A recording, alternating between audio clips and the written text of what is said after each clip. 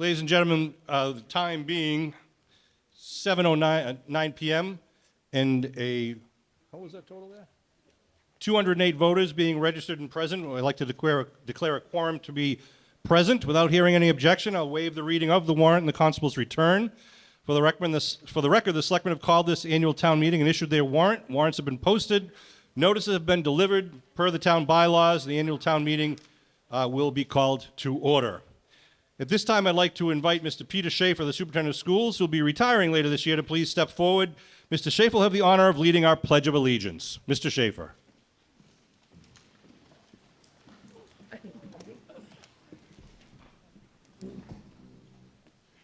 I pledge allegiance to the flag of the United States of America and to the republic for which it stands, one nation, under God, indivisible, with liberty and justice for all. Thank you, Mr. Schaefer. If you could hold on one sec, Mr. Schaefer.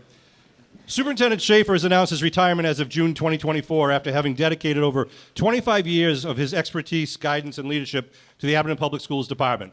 He has calmly and adeptly guided Abington students and staff through numerous successes and tragedies, cycles of budget cuts and investment opportunities, a global pandemic, the construction of our new middle high school building, and the achievement of having our high school attain national blue ribbon status. Peter's main objective with every decision he has made has always been to do what he believed was in the best interest of the students and families of Abington. Our town has been fortunate that Peter Schaefer chose to spend the majority of his professional career here in Abington, and we wish to thank him for his many years of integrity, accountability, compassion, and dedication to our community. We wish you a happy and healthy retirement, Mr. Schaefer.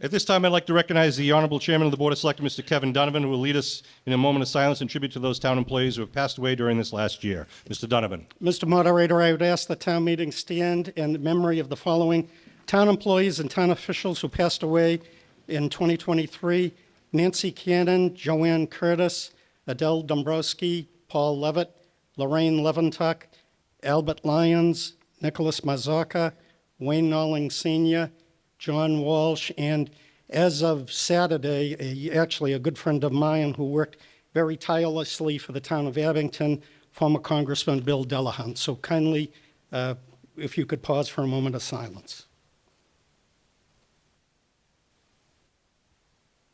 Thank you. Mr. Moderator, this year the dedication of the annual town report is in honor of Jim Kelleher. The town of Abington dedicates the annual town report to James Jim Kelleher, who retired as Abington High School's head football coach in 2023 after 50 years of dedicated service to our school and our town. Jim is the first and only head coach in the history of Massachusetts football who had coached the same high school football team for 50 or more years, and his imprint on the lives of 5 decades of players and families will certainly extend well into the future. The town of Abington appreciates the service and success of Coach Kelleher, and on behalf of all the Green Wave Nation, we proudly dedicate this town report to him.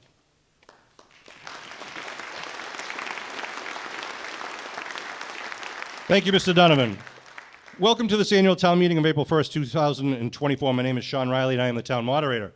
Town meetings have been held here in Abington since the early 1700s. Historians have described an open town meeting as one of the purest examples of democracy, where resident voters are welcome to gather together as a legislative body to exchange ideas and different points of view, to approve town bylaws and budgets, and to vote with their heart and conscience in the best interests of their family and their town. Whether this is your first time attending our town meeting or if you're a regular attendee, we welcome all of you and we thank you for your participation.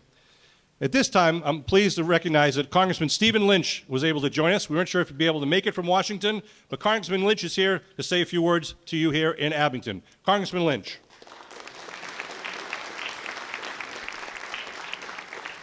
Thank you for the courtesy, Mr. Moderator. I know you've got it. just took a peek at the warrant. You've got a lot of work here tonight, so I'm going to be very, very brief. Just a couple of things. One, we work with the town leaders in Abington, your state delegation, Representative Sullivan, Almeida, and Senator John Keenan as well, on federal funding priorities for the town. And so I'm very happy to say we were able to get $493,000 for ionization vessels to help with the PFAS purification system for drinking water several months ago. And then last week, we did finally pass the budget down in D.C. on the House side, and the President signed an appropriation that will provide $1 million for the restoration of the Island Grove Bridge. So we'll be able to coordinate the restoration of that bridge with the rededication of the newly refurbished memorial there to the residents of Abington who served in the Civil War.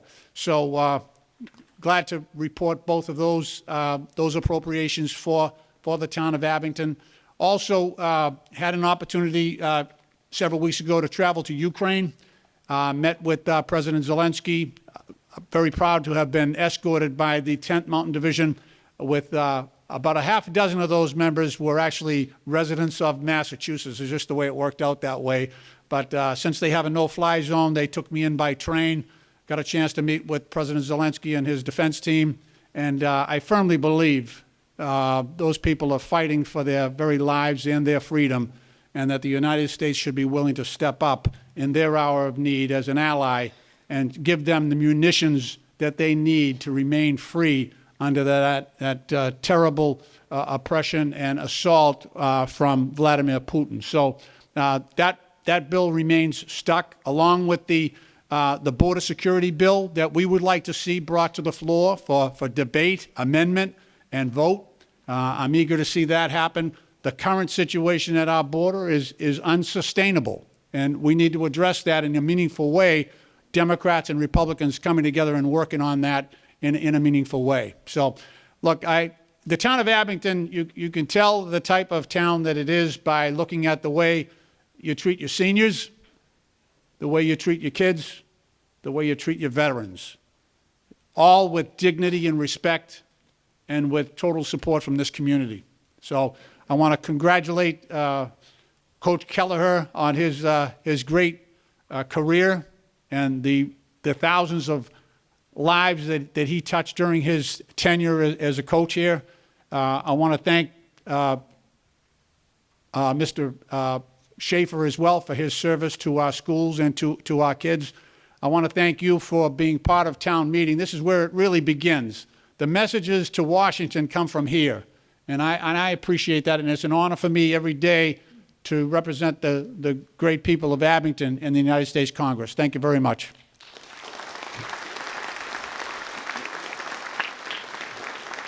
Thank you. Thank you, Congressman Lynch. I appreciate it. I know you have a lot of things on your agenda this evening, so thank you for making the time to be here in Abington. We'll be using some of the available technology that's built into this auditorium tonight, and we'll try to display each article as we address them. However, please note that the printed warrant is the official warrant and contains the articles, so if there are any discrepancies between the content in your warrant and that which appears on the screen, the language in the warrant or in the stated motions will control unless otherwise noted. Please allow me to introduce you to our town clerk, Leanne Adams, who's seated to my right. Our town counsel, Greg Corbo from KP Law, is seated right in front of me. Seated to my left are members of the Abington Finance Committee. The Finance Committee is comprised of Abington residents who volunteer their time to review and analyze each article which is to be voted on at town meeting. The current members of the Finance Committee are Greg Belazarian, Marty Golightly, Daniel Eddy, Andrew Leveralt, Chris Murphy, Sarah Poole, and Barbara Ray, together with the chairman of the Finance Committee, Matt Sala, will be speaking to you throughout this evening to offer motions on most of tonight's warrant articles. And finally, I'd like to welcome our town manager, Mr. Scott Lambiase, who is also seated on the floor in front of me. Mr. Lambiase and our department heads have worked very hard to prepare for this town meeting. And Mr. Lambiase will later be speaking as part of the presentation on some of the articles and to answer any relevant questions. The rules of the meeting, we ask you to abide by the following rules and guidelines during town meeting in order to allow you the opportunity to ask questions, share your opinions, or simply listen to the debate. Please approach one of the microphones in one of the aisles here. If you'd like to speak or if you have a question and the moderator will recognize you at the earliest available moment, please remember to state your name and your address before you begin speaking so the town clerk can properly record the minutes of the town meeting. Please make sure to keep your comments and questions relevant only to the subject matter of the article being discussed. Do not make any personal attacks or bring personalities into the debating of an issue. If the moderator believes the speaker is straying from the issues, I will have to direct that speaker to limit his or her portion of the debate to the issue. We also ask that all speakers limit their time at the microphone so we'll have an opportunity, others will have an opportunity to speak and be heard. I understand that many of you have children at home or other people in your life who may need to contact you at some point during the evening. We ask that you please silence your cell phones at this time and take any phone conversations out into the lobby in consideration to those who may be sitting next to you. I've also been asked, in case of an emergency arises and we need to evacuate the building, please note the various emergency exits that are available to you. There are exits located on the left and right of the middle of the auditorium, also in the rear of the auditorium, and also on the sides of the stage. I have already appointed tellers who will help us count at the time of any standing counts, and they are aware of their assigned sections. I need to appoint a deputy moderator for the coming year, and I therefore ask you to vote to approve the appointment of former moderator Kevin R. Donovan as our deputy moderator. Throughout this evening, I remind you that I will be asking for those who want to vote in favor of a motion to signify by saying aye, and then I'll ask for those who are opposed to a motion to signify by saying no. So let's use this first vote as an example. All those in favor of appointing Kevin Donovan as our deputy moderator, please signify by saying aye. Aye. All those opposed signify by saying no. The ayes have it. Congratulations, Mr. Donovan. Please understand that in order to debate or discuss an item at today's town meeting, the subject must be in the warrant in the form of the article. Tonight, the Finance Committee and others will be presenting their motions to either approve an article as it was originally printed, or to propose new wording with updated information, or to oppose an article, which we call passing over an article. If you have any questions about procedure, how to do something, please feel free to ask me. We'll do our best to make sure that we all understand what we are voting on before I actually ask you to declare your vote. Before we begin with our review of articles in the warrant, the moderator would like to recognize Town Manager Scott Lambiase for the purpose of providing you with a summary and a general review of our town government and some of the issues to be addressed this evening. And as Mr. Lambiase makes his way up here, I just wanted to remind folks that if you are not a registered voter or you are not a resident of Abington, you must sit in that back rear section. If you are a registered voter and you'd like to have your vote counted, you should not sit in that back rear section because your vote will not be counted. You must sit in any one of the other 5 sections. Thank you. At this time, I'd like to introduce Mr. Scott Lambiase, Town Manager. I'll try and be as quick as you were. Can't guarantee anything, though. Good evening, everyone, and I want to thank you for taking the time out of your busy schedules to join us for the town meeting. As you've heard over, your presence here tonight exemplifies one of the purest forms of democracy, and I'm grateful for your participation. Now, in addition to our other town business, I'm pleased to present to you this evening a balanced budget and a comprehensive capital plan. But before we delve into the details, I'd like to extend my sincere gratitude and appreciation to several key groups and individuals who have played integral roles in making this meeting possible. First and foremost, I'd like to thank the members of the Finance Committee, the Board of Selectmen, the Planning Board, and the Town Moderator for their dedication, efforts, and countless unpaid volunteer hours. Without their commitment, tonight's meeting would not have come to fruition. I also want to express my gratitude to the department heads, the employees and volunteers of our towns, because their hard work and dedication are what make Abington an exceptional community to live, work, and recreate in. Furthermore, I'd like to recognize and thank our legislative delegation, including U.S. Representative Stephen Lynch, Senator John Keenan, and Representative Allison Sullivan Almeida. Their ongoing efforts to secure necessary funds, resources, and opportunities for our town are invaluable. And I think you all just heard Congressman Lynch brought $1 million with him tonight, and that was amazing because that's a project that we weren't sure how we were going to get done, and now we know how to get that project done. So thank you very much for that. Now, this past year has presented us with some unprecedented challenges in formulating and preparing the annual budget. As I stated, we are presenting a balanced budget. However, this was accomplished through strategic cuts and the use of several one-time funding sources. Several factors have contributed to the budgetary processes, including Rising utility costs, increased healthcare costs, increased insurance expenses, and increases in the Plymouth County retirement assessment, and most notably, significant increases associated with waste collection and waste hauling. Now, although state aid has increased, it has unfortunately fallen well short of what our expectations were. So the budget process began last fall, and department heads were tasked with preparing a level service budget for '25. And despite our best efforts, increasing costs, contractual obligations, and inflation have necessitated budget increases even to maintain existing service levels. So throughout this process, the departments identified critical needs. Many, unfortunately, could not be fully funded this year. And for instance, the Department of Public Works has long sought and annually have asked to increase their workforce to better serve our community's infrastructure needs. The DPW is responsible for the maintenance and clearing of over 60 miles of roadways. They clean, they mow all of our parks, our playgrounds, they take care of our ball fields. They do general maintenance of all of our buildings. They help set up for the elections, the parades, and seasonal events. Hopefully next year we'll be able to help them out better. Similarly, the Abington Police Department proposed a cadet program. This would help optimize officer deployment, allow us to have more officers in the field where they can perform community and policing and traffic enforcement assignments. Our Treasurer Collector's Office requested additional staffing to manage the significant financial transactions our town handles. As you can see in the budget, there's $67 million going in and out of that department throughout the year. School department identified many needs that they needed. And these needs, most of them went unfunded. If they continue to go unfunded, this could lead to problems with crowded classrooms and reductions in programming.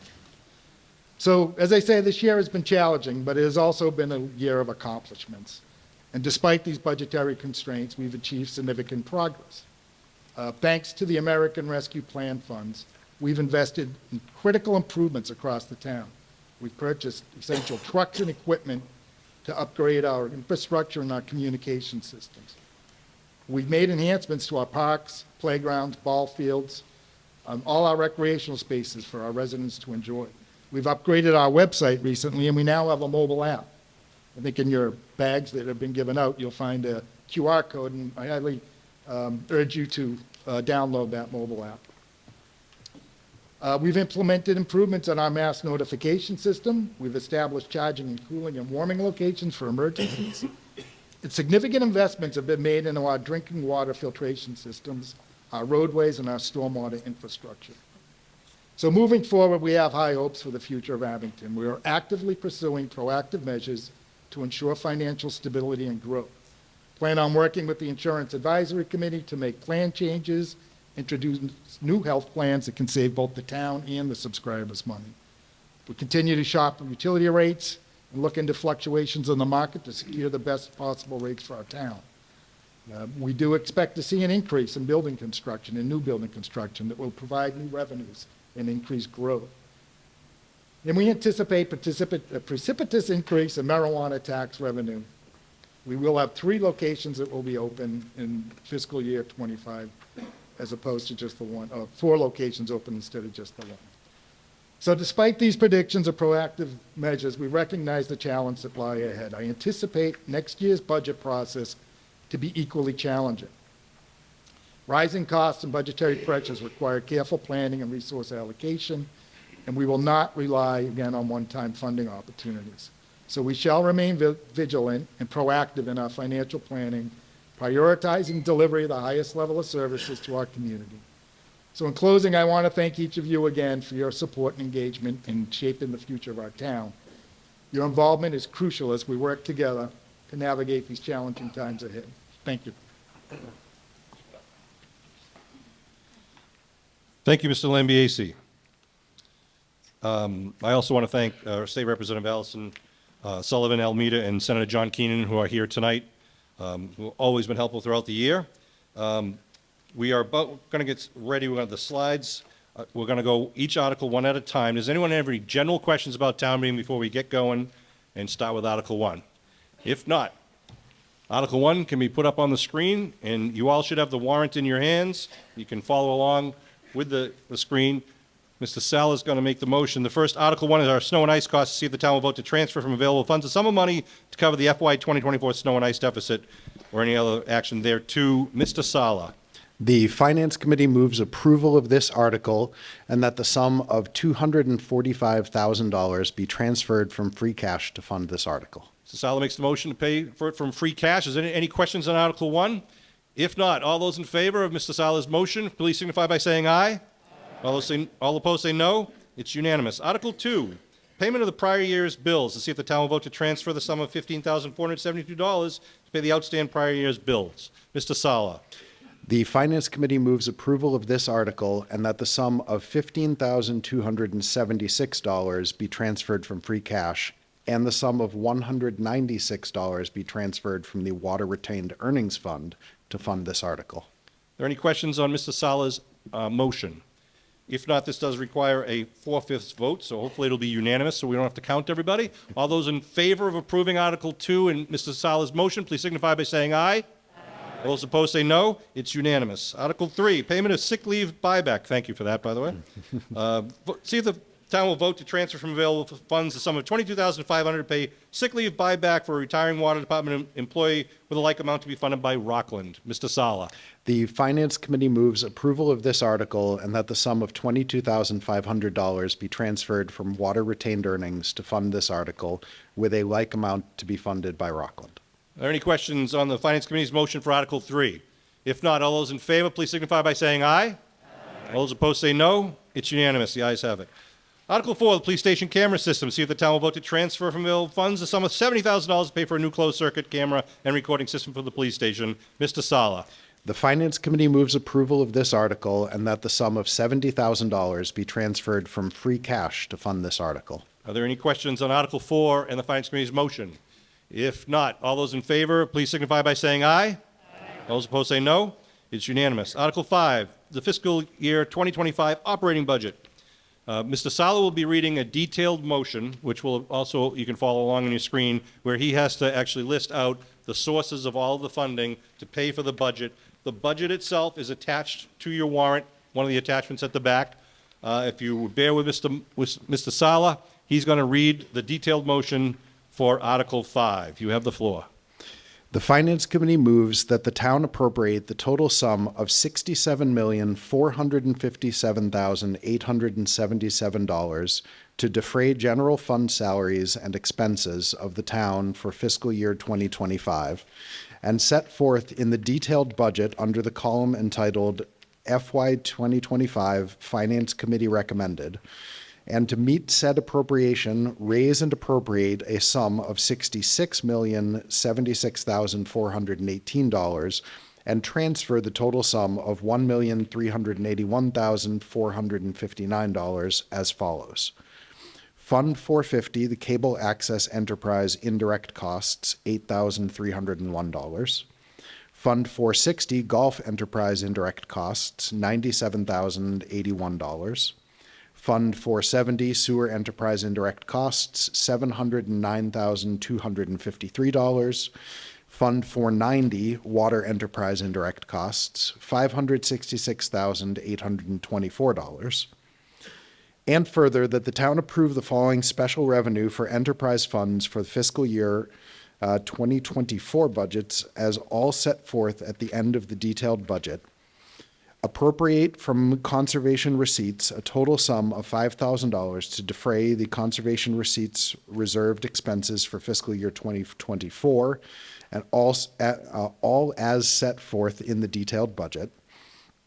Appropriate from the Cable Access Enterprise receipts the sum of $298,301 to defray the Cable Access Enterprise Fund salaries and expenses for fiscal year 2025, with the sum of $8,301 to be appropriated in the general fund as shown, and allocated to the Cable Access Enterprise Fund for funding, all set forth in the detailed budget. Mr. Sala, I'm going to stop for 1 second. There was a typo. He read it correctly as it's written. It's fiscal 2025 under the conservation receipts. I think if you were all following along, it wasn't his mistake. But for the record, we're talking about fiscal year 2025. Continue, sir. Thought that might have been wrong. Apologies. To appropriate from golf enterprise receipts the total sum of $522,424 to defray the golf enterprise fund salaries and expenses for fiscal year 2025, with the sum of $97,081 to be appropriated in the general fund as shown, and allocated to the golf enterprise fund for funding, all set forth in the detailed budget. Appropriate from the sewer enterprise receipts the total sum of $3,034,853 to defray the sewer enterprise fund salaries and expenses for the fiscal year 2025, with the sum of $709,253 to be appropriated in the general fund as shown, and allocated to the sewer enterprise fund for funding, all as set forth in the detailed budget. And to appropriate from water enterprise receipts the total sum of $3,487,210 to defray the water enterprise fund salaries and expenses for fiscal year 2025, with the sum of $566,824 to be appropriated in the general fund as shown, and allocated to the water enterprise fund for funding, all as set forth in the detailed budget. Thank you, Mr. Saller. Fine motion, and thank you for your patience. Your approval of that motion will result in the approval of a balanced budget. Are there any general questions regarding this year's budget? I do point you to the attachment for Article 5. The first page is a breakdown of revenues, and page 2, and page 3, and page 4 is essentially the expense items, the budget itself. Any questions on Article 5 and the motion put forth by the Finance Committee? This gentleman here, if you want to come, and this young lady, if you'd like to go over to the microphone also. The moderator recognizes Mr. Manning, but if you could state your name and your address for the record.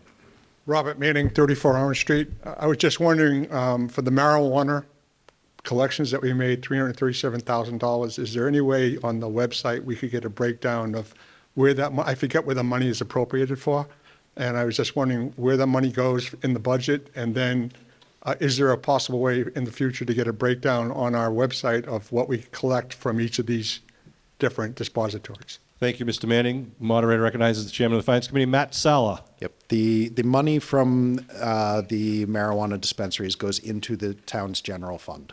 It's not into a specific account. Yes, ma'am, please state your name and address. Katie Coma, 61 Old Farm Road. I thank Chairperson Matt Sala for going through that. And for those of us who reading comprehension and understanding is slow, is there any way we could go through those slides? Because I was just hearing numbers and stress as we were going through them. If it's on a one-page summary, if we can just slowly go through them for the people to digest the information again, it would be appreciated. Sure, can we back it up, Thank you. Kevin, to the... I can give a super quick explanation of the detailed where it was talking about cable, golf, sewer, and water. Most of the budgets for each of those departments comes from their own earnings, like your water bill, your sewer bill, the golf course, the fees that they take in when people play there. At cable, the fee comes from the cable companies. So this is specifying where the money is coming from. Most of it is coming from each of those places. There's a small amount for each of them coming, or a smaller amount for each of them coming from the town's general fund. So that is page 1 of 4 slides. If you want to just flip to number 2, Mr. Kevin. If you want to refresh your memories, and then we can move to page 3, which is the monies coming from golf and from the sewer enterprise. And then finally, page 4, which is the water revenue. Are there any other questions for the budget as proposed and the motion made by the Finance Committee? Seeing none, we'll take a motion to approve the budget as presented and according to the motion presented by the Finance Committee. All those in favor of approving the motion for Article 5, please signify by saying aye. Aye. All those opposed say no. It's unanimous. Thank you. Article 6, the funding of our capital plan to see if the town will vote to raise and appropriate a transfer from available funds or borrow or lease purchase or otherwise provide for the following capital items and costs incidental related thereto. And you have a chart in the warrant on page 2 running to page 3 with the list of what would be proposed for the capital plan. Mr. Sala. The Finance Committee moves approval of the capital plan as presented in the warrant, but with an amendment to reduce the capital plan by the sum of $150,000 as follows. Amend Section B3 to reduce road improvements projects from $450,000 down to $300,000, and thus reduce Section B total from $920,585 down to $770,585, and reduce the total funded by free cash from $1,761,740 down to $1,611,740, and reduce the capital plan total from $3,482,240 down to $3,332,240. So the Finance Committee makes a motion to approve the capital plan as presented, but with that amendment to reduce road improvement projects from 450 down to 300,000, and then, of course, to adjust the totals for the section and for the total chart with the same $150,000 reduction. Are there any questions to be heard on this motion for Article 6? Yes, please state your name and address. If you want to pull that microphone right down, there you go. Elaine O'Neill, 199 Colonel Hunt Drive. So there are two capital expenses for the Holbrook Dispatch, one in the police department and one the fire department. How are those capital, and are they also funded by other towns who support that dispatch center? Mr. Sala. So this year was difficult to balance the budget.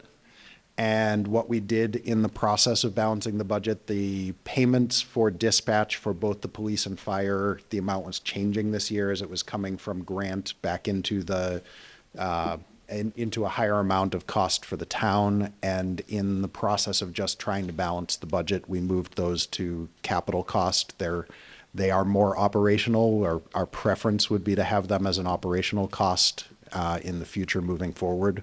But for the purposes of making sure that the budget was balanced this year, we put them into the capital plan. Thank you, Mr. Sala.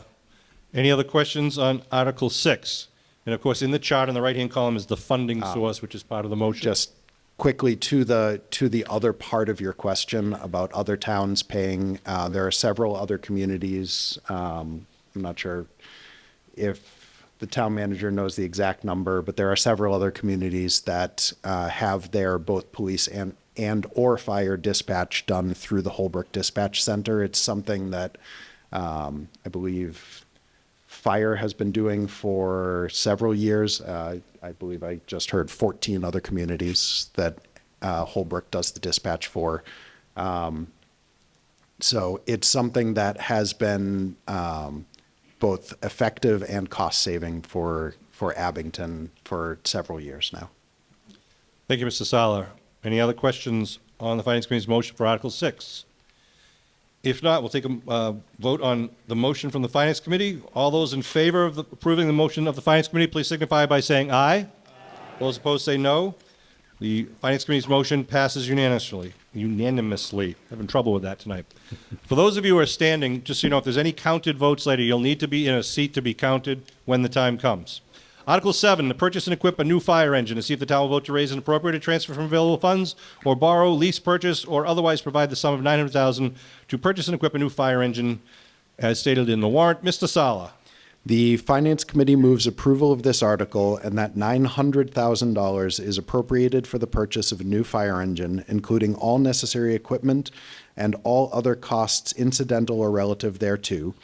That to meet the appropriation, the treasurer will, with the approval of the Board of Selectmen, is authorized to borrow $900,000 under General Law, Chapter 44, Section 7, Subsection 1, or any other enabling authority, and that the Board of Selectmen is authorized to take any other action to carry out this project. Finance Committee makes a motion to borrow the $900,000, and as required, he has to recite the chapter and verse as to what the authority is. Is there any questions under Article 7? If not, this does require a 2/3 vote. Oh, there's a question, I'm sorry.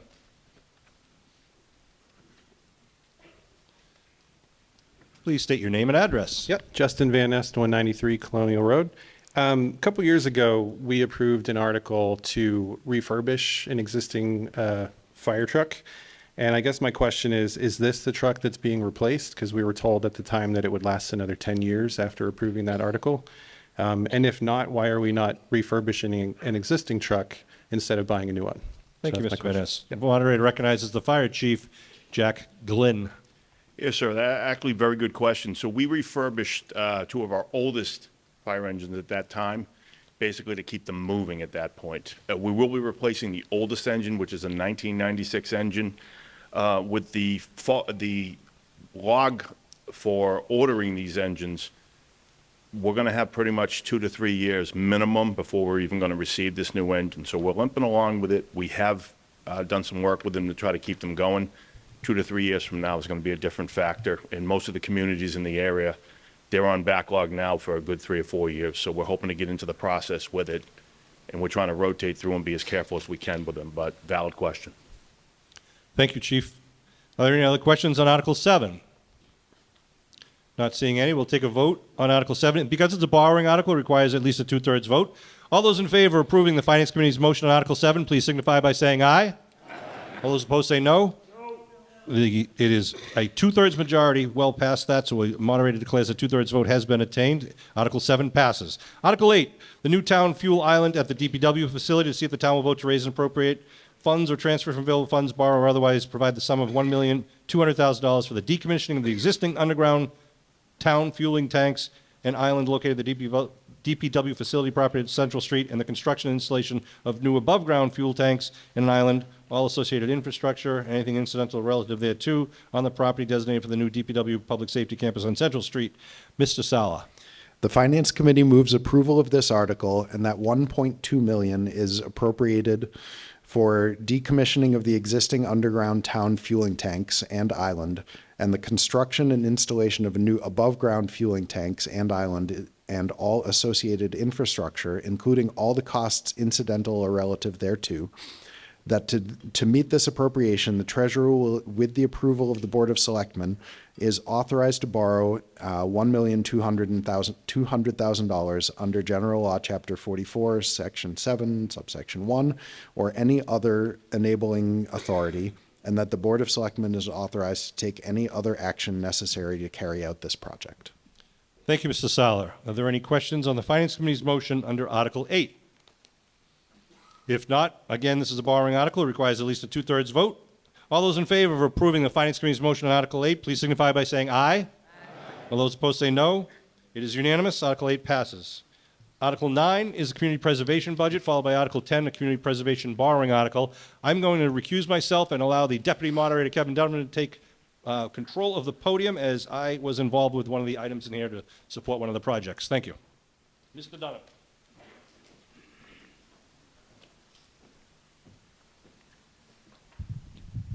Thank you, Mr. Moderator. As it relates to Articles 9 and 10, the community preservation budget and the borrowing, I'm going to allow discussion on both of them because they're intertwined, but we'll accept motions individually. So we'll have to vote them individually, but I will allow discussion on both of them because, as I say, they're intertwined. Just for procedural information, on the community preservation items that are before you for appropriation, the statute requires you can only vote in favor or opposed. You cannot amend it.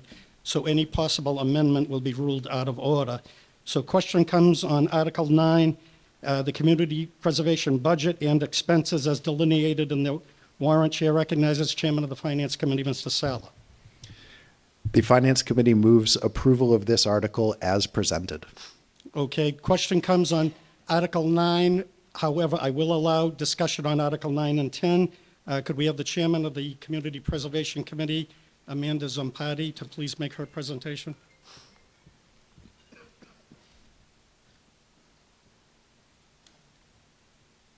Hi. First, thank you all for coming tonight. I also want to do a thank you to Kathy Creighton. She was a valuable member to our committee that unfortunately passed this year, and we miss her dearly. And I also want to point out all of these applications for the CPA come from the community. They are available for anybody to submit to us. So please look for those applications when they open in August. Do you want me to walk through them, or? Just give a brief Okay. description of each project, if you Sure. could. please. So we have, all of our projects, according to the state regulations, fall into 4 buckets: open space and recreation, historical, and housing. Under open space and recreation, you're going to see some big improvements this year with applications for complete renovation of the Green Street Playground, an addition at the Island Grove Playground with some free climbing structures, final phase of the Beaverbrook Playground. The Memorial Field Complex Phase 1, we are allocating $300,000 from the reserve fund to kind of get that project started, including $30,000 towards the bond fees so that the fees do not get removed from the bond if approved this evening. Next, under historical reservation resources, we have some great examples here of these applications with the Dyer Memorial Library roof is in desperate need of repair. Record preservation, this is the 3rd or 4th phase done by the town clerk to preserve all of the records in Town Hall. The Wales Room, if anyone has been in the library, there is a huge plethora of historical documents that are not being preserved right now. And so Historical Commission would like to bring someone in, look that over, including a deed, I believe, from the 1700s that is sitting there waiting to be looked at and appreciated. Historic preservation plan, this is something that we realized going through with the Island Grove Bridge, Central Street or Central School and other things, that we need a historical preservation plan made in town so we can do a historical inventory of everything in town. This has not been done since the 70s. Sorry to tell you, since the 70s, that means it's now old and historical. And then under housing, the Affordable Housing Trust will be working directly with South Shore Habitat for Humanity. We are providing half the cost of a property on 871 Plymouth Street to bring in another great family into our community. And then the Housing Trust Fund, that's $250,000 being allocated to that. You will also see some of the revenue that's coming through here is a mix of reserves, which means those are funds that, because it has to be presented 10%, 10%, and so on, those are allocations that we've been saving throughout the years. So this year we were able to spread that out quite a bit because our anticipated state matching is going to be significantly low this year. So we were really excited to be able to support all these projects with some funds from the years prior. And then I guess I can go into Article 10. So Article 10 is going to bring in we're asking for approval for a bond for a Memorial Field project for about $1.7 million. I would like to point out this is a great opportunity to renovate a huge part of this town that is a very beautiful part that is no extra cost to the taxpayers. Going forward, that bond will be paid from recognized CPA funds going forward. So as a committee, we recognized next year we're going to have $170,000 that's automatically going to the memorial bond, and it works its way down to about $100,000 at the 20-year mark. We did not, as a committee, I can say we were not looking to say we were going to do no open space recreation for 20 years. We are still able to support this Memorial Field Phase 1 and still support other projects in town. Thankfully, to all of you voters who voted for the CPA, 1.5% on our taxes many years ago. So thank you for that. I don't think I was a member of this community by then, so thank you. So I'm really excited for all these projects this year. Like I said, the community brought these to us, and they're fabulous. And as a committee, we 100% support all of these. If anyone has any questions, I'm happy to answer. Okay, question comes on the motion. Are there any questions as it relates to both articles? We'll accept questions on both articles. Is there anything to be heard? Seeing, hearing none, question comes on Article 9, the motion of Mr. Sala. All those in favor, this is a majority vote. All those in favor of the motion by the Finance Committee on Article 9 to approve the budget as delineated, kindly signify by saying aye. Aye. All those opposed? Unanimous. Article 10, Mr. Chair recognizes Mr. Sala. The Finance Committee moves approval of this article and that $1,700,000 is appropriated for certain improvements to the Memorial Field recreation area, including but not limited to the replacement of the field lighting with an LED field lighting system, the relocation of the junior varsity baseball diamond, the renovation and irrigation of approximately 3 acres of field and lawn area, and anything incidental or related thereto, including but not limited to the to preparing plans and bid documents, constructing site improvements, purchasing and installing equipment, and to meet this appropriation, authorize the treasurer with the approval of the Board of Selectmen to borrow said amount pursuant to Chapter 44, Section 7 or 8 of the Massachusetts General Laws, the Community Preservation Act, and or any other enabling authority, and to authorize the Board of Selectmen to accept grants and gifts to offset the amount of this appropriation, and to execute all documents necessary to further the purposes of this vote. Question comes on Article 10 as presented by the Chairman of the Finance Committee. Any discussion? If not, this requires a two-thirds vote. All those in favor of Article 10 kindly signify by saying aye. Aye. All those opposed? Chair declares it's a two-thirds vote. Thank you, Mr. Donovan. We will continue on with Article 11. Article 11, 12, and 13 actually are part of our consent agenda. Articles 11, 12, and 13 require approval each year and typically generate little or no debate. Without objection and in the interest of time and efficiency, I will entertain a combined motion from the Finance Committee to approve all articles in this consent agenda with one vote by town meeting. Mr. Sala. The Finance Committee moves to approve Articles 11, 12, and 13 and to raise and appropriate the sum of $16,657 for Article 11, $5,000 for Article 12, and $2,500 for Article 13, all for the purposes stated in each article as presented. Thank you, Mr. Sala. Any questions on Articles 11, 12, or 13? If not, we'll take one vote to approve the three pursuant to the motion just presented by the Finance Committee. All those in favor of the Finance Committee's motion, please signify by saying aye. Aye. All those opposed say no. It's unanimous. Article 14, 15, and 16 are zoning amendments. We're going to be recognizing in just a second our town planner, Liz Shea. The Finance Committee will make their first recommendation, and then Ms. Shea will make the motion on behalf of the Planning Board. Article 14 is the zoning amendment to the zoning map regarding updated FEMA flood zone delineations. The text is in your warrant article. Finance Committee, what is your recommendation, Mr. Sala? The Finance Committee defers to the recommendation and motion of the Planning Board. Finance Committee defers to the Planning Board. The Planning Board is required to have a public hearing and then report to town meeting, and they will make the motion that they deem appropriate. The moderator recognizes Town Planner Liz Shea. Good evening. It's that happy time once again. I'm back up here. So for Articles 14 and 15, these are both being required by MEMA and FEMA to amend our floodplain map and our floodplain bylaw. We did this in 2021. They've come back this year and asked us to tweak our bylaw very slightly and to change our map to include those areas that are affected by the Charles River watershed.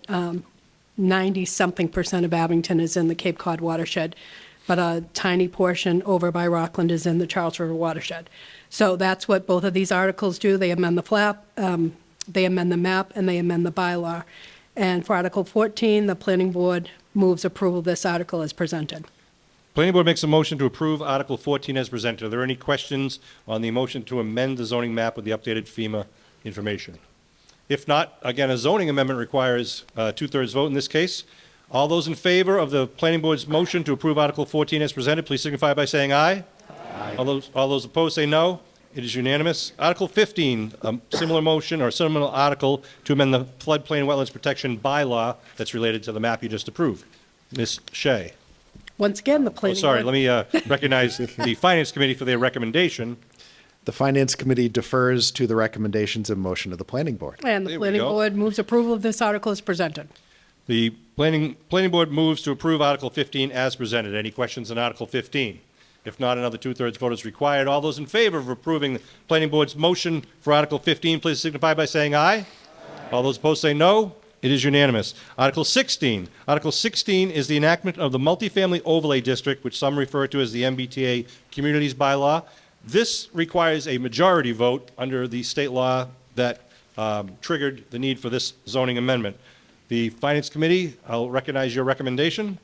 The Finance Committee recommends approval of this article as presented and further defers to the Planning Board for the motion required for this article. Finance Committee recommends approval and defers to the Planning Board for the motion. So the moderator recognizes Town Planner Liz Shea to make a motion and to explain the purpose of Article 16. Thank you, Sean. I beg your indulgence for a few minutes. The planning board spent close to 2 years on this, so I've tried to whittle it down to one page. Tonight, the planning board is asking that the town meeting vote on a proposed zoning article called the Multifamily Overlay District. This proposed bylaw allows multifamily zoning as of right, but it is limited to only those parcels of land shown on the proposed overlay district map. The town is being asked to vote on this proposed zoning article to stay compliant with state law. In 2021, then Governor Charlie Baker signed this legislation into law, and to date, the town has remained compliant. The planning board has been working on this for about 2 years. It has been on their agenda for public discussion at each monthly meeting for about a year. In the past 3 or 4 months, copies of the proposed zoning bylaw and invitations to attend the board's informational meeting and public hearing were provided to the Zoning Board of Appeals, the Conservation Commission, department heads, and other boards and committee members in order to seek their input and comments. The planning board, as part of the discussion about this legislation, has looked at different areas of the town to place this district. At least a portion of this district must be located within a half mile of the commuter rail station.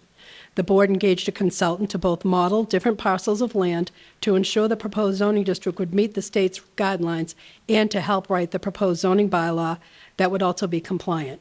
Tonight, we are asking you to approve a zoning district. This is not a mandate to build the housing, and this is also required under state law.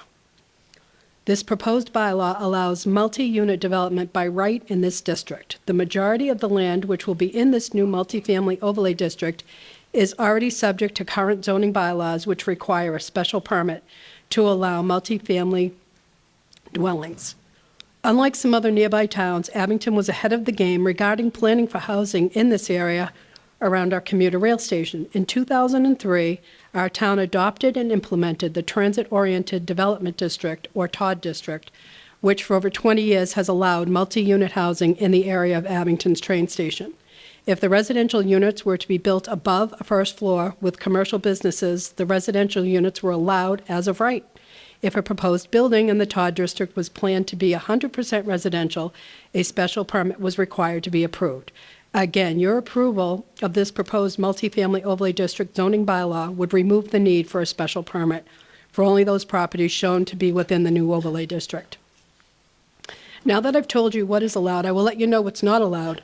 A developer is not allowed to move to the head of the line for sewer and water connections.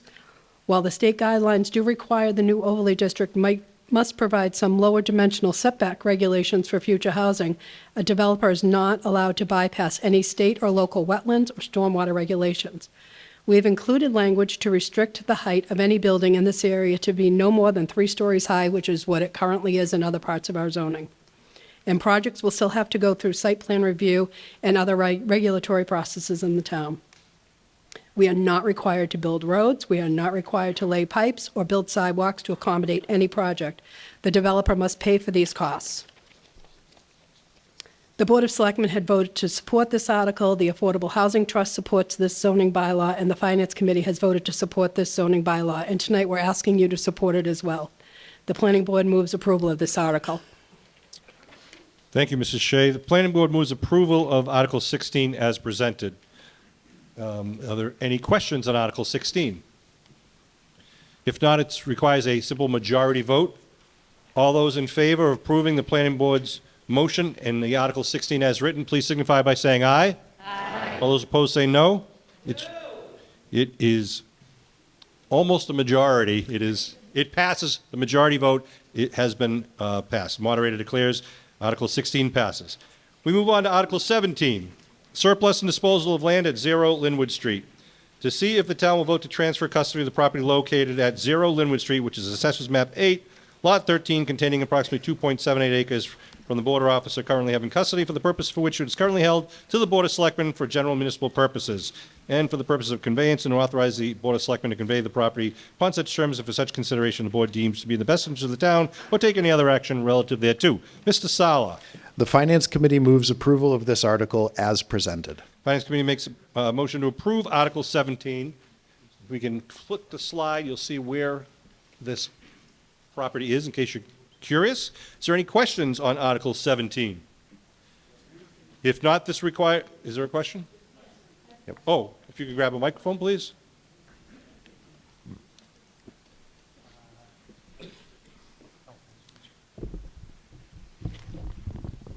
There you go. Janet Rafensky, 135 Linwood Street. My question is this still at the very early planning stages? Will abutters, will people in the neighborhood be apprised of what's going to happen to this piece of property? Because I'm, listening to the previous discussion, I'm concerned about water, sewer, road access, density, congestion. Great question. With the town planner and town manager, or who would like to answer that question? Town manager Scott I'll be Lambiase. happy to answer that question. Yeah, actually, nothing will go on with this property until we've had discussions with the neighbors, discussions with the Affordable Housing Trust, discussions with the Board of Selectmen. There'll be public hearings on it. So there is, this right now is just the first step in a long process. Thank you, Mr. Lambiase. Any other questions on the Finance Committee's motion to approve Article 17? If not, this requires a two-thirds vote to change or to transfer custody of real estate from one department to another. So all those in favor of approving the Finance Committee's motion on Article 17 to approve it, please signify by saying aye. All those opposed say no. It's unanimous. Article 18, the ban of nip bottles, to see if the town will vote to amend Chapter 7 of the general bylaws of the town of Abington, alcoholic beverages, to add new Section 7-4 as follows, or to take any other action relative thereto. The text of the proposed bylaw is written and is shown up on the screen.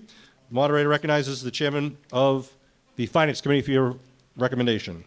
The Finance Committee defers to the recommendation and motion of the Board of Health. Finance Committee defers to the Board of Health. The moderator recognizes the chairman of the Board of Health, Mr. Aaron Christian, for the Board of Health's recommendation and motion. Thank you, Mr. Moderator. The Board of Health motions to approve the article as written in the warrant. And if I may, Mr. Moderator, add some context to that.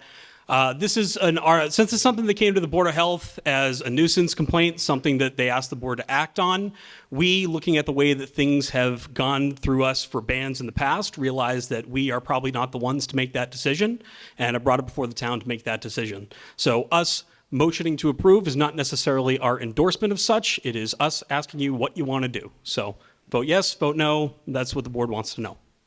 Thank you, Mr. Christian. The Board of Health makes a motion to approve Article 18 as presented. Moderator recognizes Kevin Donovan. Mr. Moderator, I move to pass over Article 18, only on the premise that I think it's unfair for the Commonwealth to start to segregate communities like they did on the smoking ban. And I'll be the first one to tell you, each and every day I have to pick up nip bottles in front of my house. However, I think it's an unfair government intrusion into free enterprise. I don't think, if the Commonwealth in its entirety wants to ban nip bottles, then that is a matter, in my opinion, that should be done at the State House with the legislature. I do not think in my wildest dream that each individual town should be responsible for that process, because when they started with the smoking ban in restaurants, it became a colossal mess. And I see this being the same thing. I understand the litter. I have to go through it every day myself. But I think the overriding concern, in my opinion, is that it's something that should be done on a statewide basis, not a town basis. And I really don't think we should be in the business of trying to interject into individual businesses in our community when we're a bedroom community. We're trying to bring businesses into the town. And in my opinion, this would be something that would be detrimental. So I would move to pass over this article. Thank you, Mr. Donovan. And I've always wanted to say this, but I'm going to rule that motion out of order, Mr. Donovan, and only procedurally. There's a motion to approve the article from the Board of Health, and he made a motion to pass over to oppose the article. We always go with the positive motion if there is one put on the floor. So that will be the vote. You'll either vote to approve it, yay, or vote to oppose it with a no vote when it comes time to vote. But Mr. Donovan has spoken eloquently of why he urges you to vote against the article. Thank you. Would anyone else like to speak on this motion? Yes, ma'am? Again, just for the record, if you could please restate your name and address.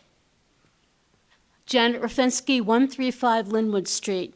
Right. The question about town by town making their own regulations, I believe Abington outlawed plastic bags a few years ago, and there was not a statewide ordinance against plastic bags. And also, these movements have to come from someplace. I live on Linwood Street, and There's a vernal pool and it's wooded. Every week I am picking up those little Nips bottles. I can't get at all of them because they get embedded in the dirt and amongst all the thorny vines. And of course, the trash that's being disposed that I'm picking up every week are lotto tickets and mostly fast food trash. So it's fair to say that those are young people who are throwing these things out. So who's buying Nips? I mean, I'm not. We are not outlawing liquor. We are only outlawing little bottles that are probably being drunk in the cars, possibly by the driver. So let's think about all the manifestations besides just banning Nips statewide. Thank you very much.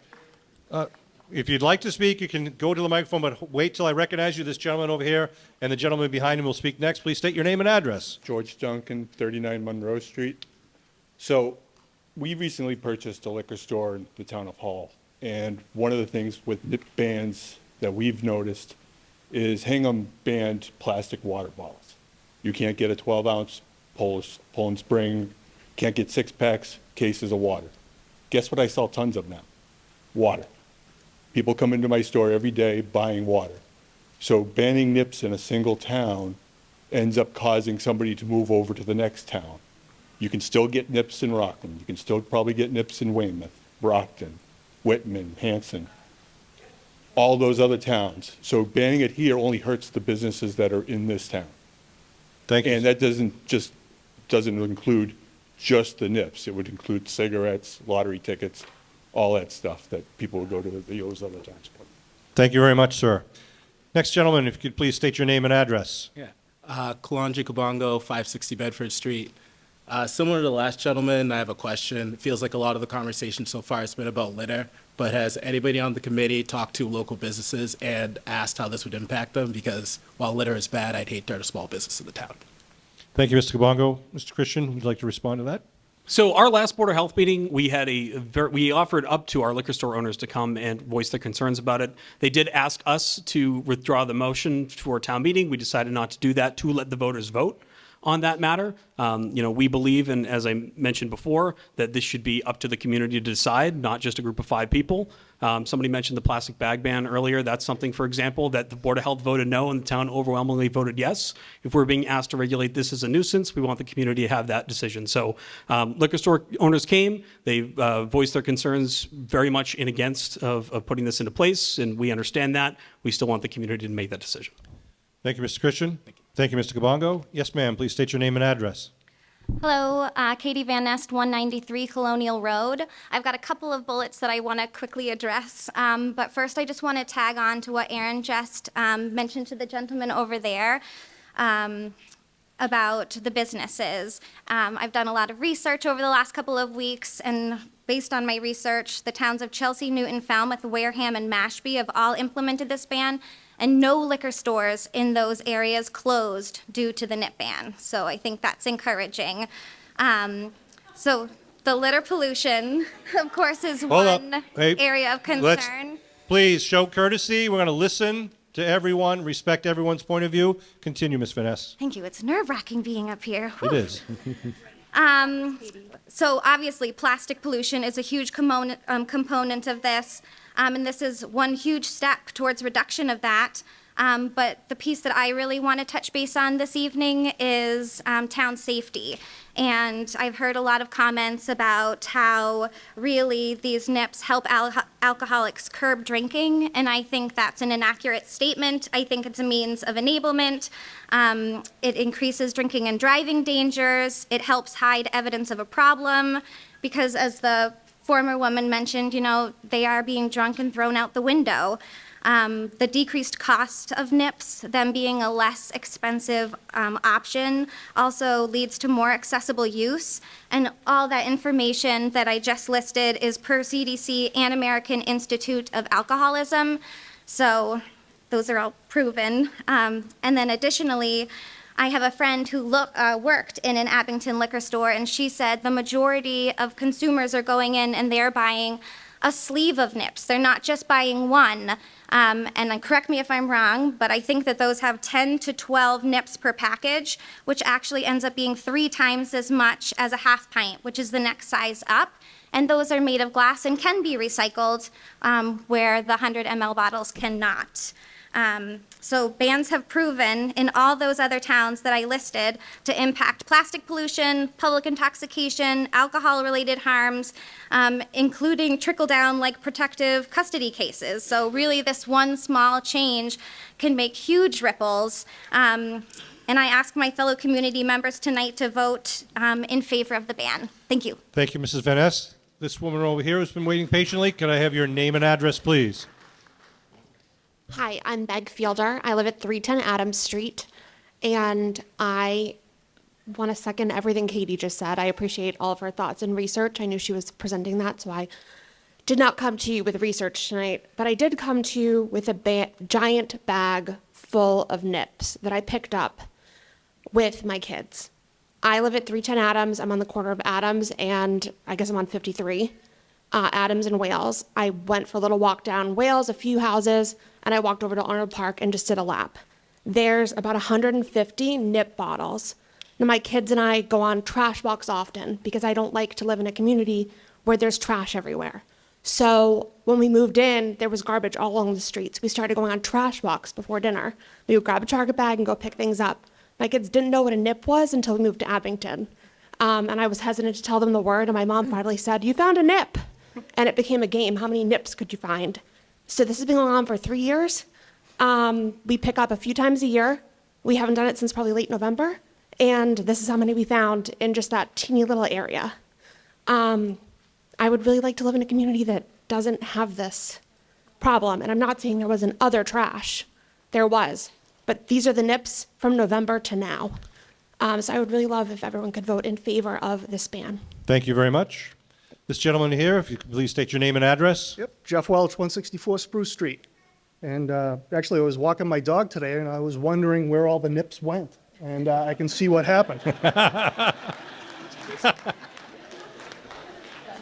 You know, very cynically, I said to my wife, someone must have picked them up to bring them to town meeting, whether it was... So, you know, a prior speaker spoke about a statewide ban and about the appropriate way of doing this. And, you know, in this state, in Massachusetts, we have a 400-year tradition of local rule, of town by towns deciding what their priorities are. You know, and it was spoken about the smoking ban. And that actually was an example that I actually wanted to cite in favor of why Abington should adopt this and be an early adopter. Because as much as we love the state legislature, as much as we love our legislators who come to visit and serve our town, the legislature as a whole is a pretty slow and deliberative body. It'll take years before they decide to do anything about this issue, and they won't do it until a fire is lit underneath their collective behinds. It takes a critical mass of towns before they really decide to put an end to the crazy quilt of regulations. They never would have adopted a statewide smoking ban had it not been for a multitude of towns taking the action early on and showing that it was something that was necessary. The state legislature never wants to do anything unless they absolutely have to. You know, we'll hear talk about free enterprise and private enterprise and business. The liquor industry in Massachusetts is a state-sanctioned monopoly. Each one of these package stores is protected from competition. You know, for them to come in here and have their businesses protected by scarcity of licenses, by prices that are set, they can't go beneath, by state law, they can't go beneath wholesale price. You can't just open up your own package store next door to a new package store and compete with somebody. If we had true free enterprise in the state, every one of these package stores would be out of business because Walmart would be selling liquor at a discount. So for anybody to come in here and say that we have to protect free enterprise, but then say, you know, free enterprise, but then hide behind state-sanctioned monopolies while arguing against a small minimum of regulation, it's disingenuous. And we did talk about NIPS, about the pricing. Well, anybody who understands unit pricing knows that NIPS, you know, are more expensive than half pints. So it really, you know, if people are buying sleeves of NIPS, they're not doing it because they're cheaper than half pints.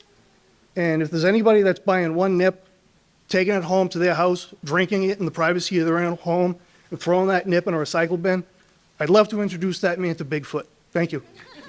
Thank you, Mr. Welch. Yes, ma'am. Could you please state your name and address? Hi, my name's Kimberly Lee. I live at 745 Bedford Street in Abington.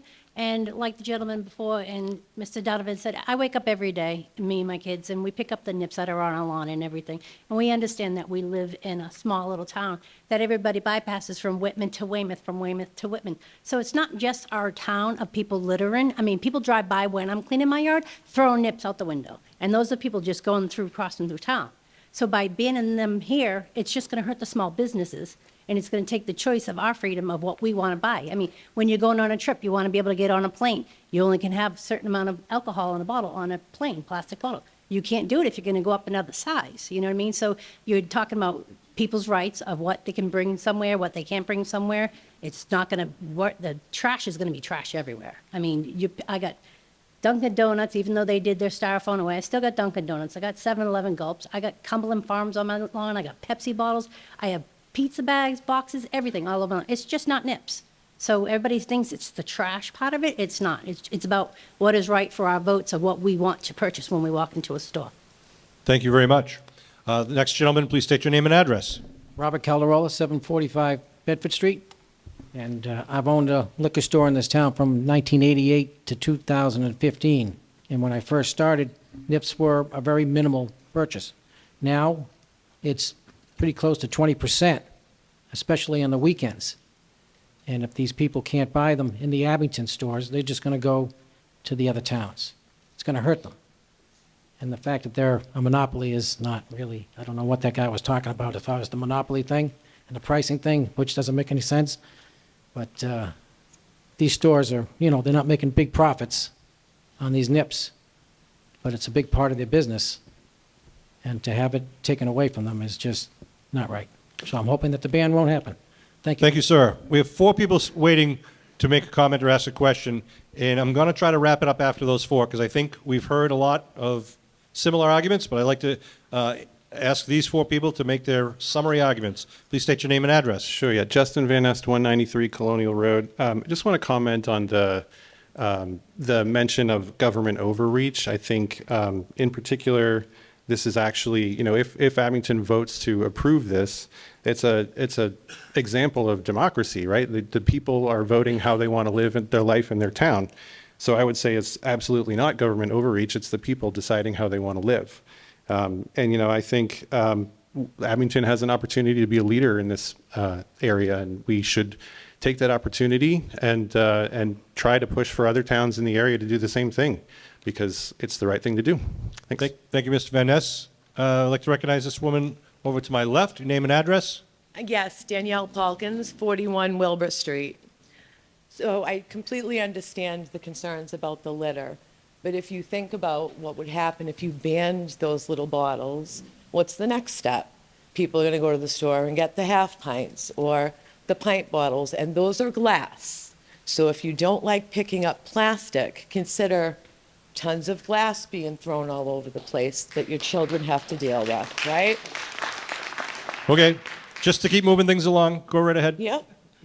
So essentially it's that, along with freedom of choice for the customer. And I don't think that the CDC would appreciate people all sipping off the same bottle. And people do buy sleeves because they use them for celebration, for things like that, where everybody's not drinking per se, just a little something. But I really firmly believe in the freedom of choice, and I don't think we should start banning things because there are a few bad characters. As opposed to that, I think maybe put a littering fine in place and make Abington the town of steep littering fines as opposed to the ban. Thank you very much. Yes, ma'am. Could you please state your name and address? Hi, Heather Sage Hardery, 145 Randolph Street. I know a lot of people have talked about litter, small business rights, but I want to talk about emergencies, alcohol-related emergencies. So in Chelsea, they took a single step of banning nips, and alcohol-related emergency calls went from 742 per year to 127. That's a huge reduction. Protective custodies went down from 222 to 86. and alcohol-related hospital admissions also declined. So I think even if you don't care about litter, even if you're concerned about this impacting small businesses, I think it's an important step in protecting our citizens. Thank you very much. Our last speaker for this article, Ms. Mullen. Hello, Lynn Mullen, 50 McGee Street. Going back on what she said, it's not so much, people have talked about, well, you know, they're just going to have something, a bigger bottle and get more drunk and stuff like that. She mentioned about there was a decrease in alcohol-related hospitalizations. The chief of police for Chelsea said it was a game changer. Almost overnight, they showed this really dramatic impact. And I know another thing that people have said too is that, well, there's a lot of other things, Dunkin' Donuts wrappers as well as Snips. It's not going to do anything. People are going to go to Rockland and they're going to throw stuff on the ground on the way out. You're not going to see any changes in your litter.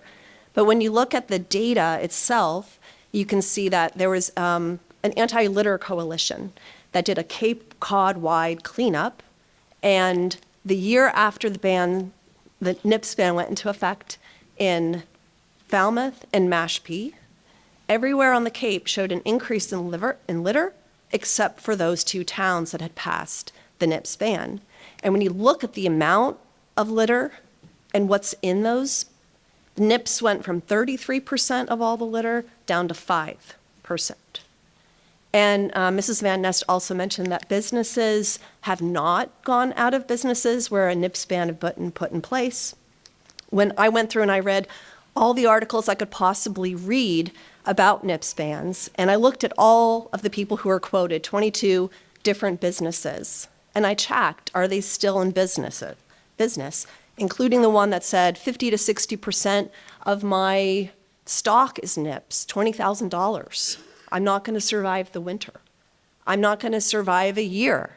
I've got 10 to 20%. And I looked them all up, and they're all still in business.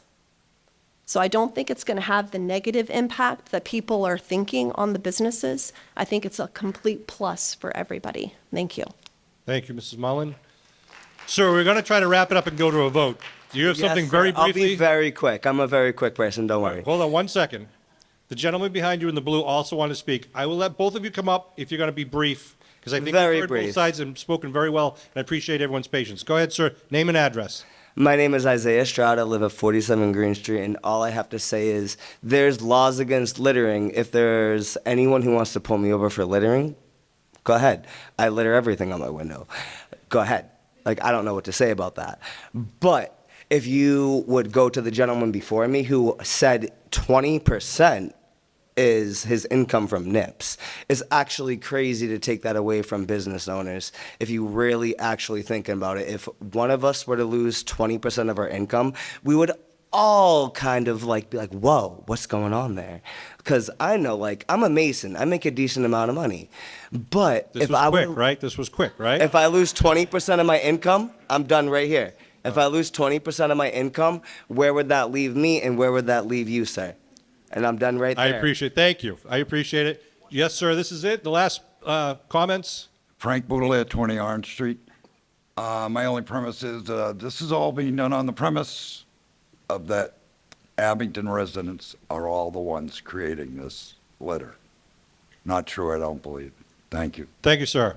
Okay, so the motion on the floor is to approve the ban as proposed. So if you support the ban, you will vote aye. And if you're opposed to the ban, you will vote no. Everyone with me? All right. All those in favor of approving the Board of Health's motion to approve Article 18 as presented with the bylaw to go into effect January 1st, 2025, please signify by saying aye. Aye. All those opposed say no. No. The noes have it. The article does not pass. Article 19. Article 19 is, I'm sorry. Yes, hold on. If we have 7 people rise to ask for a count, we can have a count. 1, 2, 3, 4, 5, 6, 7. Okay. All right, what we're going to do, ladies and gentlemen, I'm going to ask you, instead of orally saying your vote, I'm going to ask you to stand. When I ask for the ayes to stand, we'll count you and then ask you to sit. And then we're going to ask those who want to vote no to stand, and then we'll count you, and we'll do our best math up here as quickly as possible.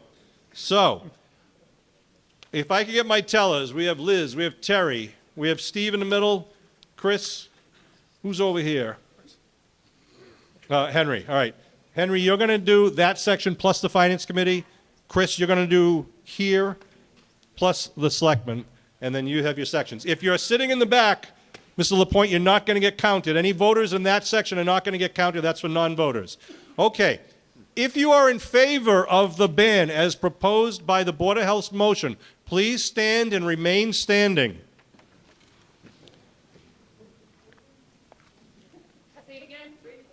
If you're going to stand if you are in favor of the ban.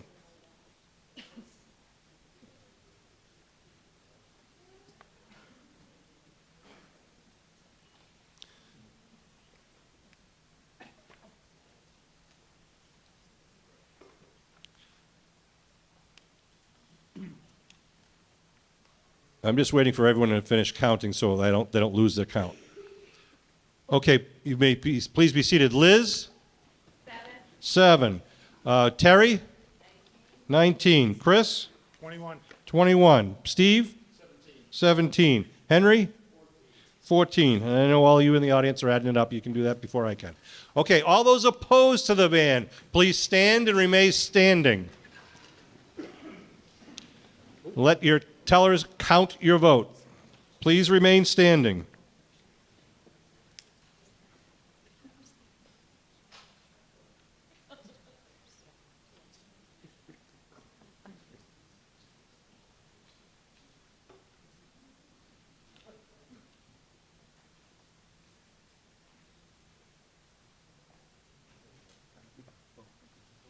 How are we doing? Good?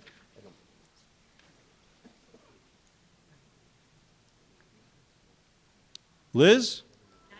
19. Terry? 47. Chris? 14. Steve? 26. Henry?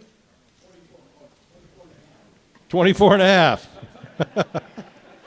Please, you may be seated. There's a baby in the front row. That's what we're talking. Baby's not a registered voter.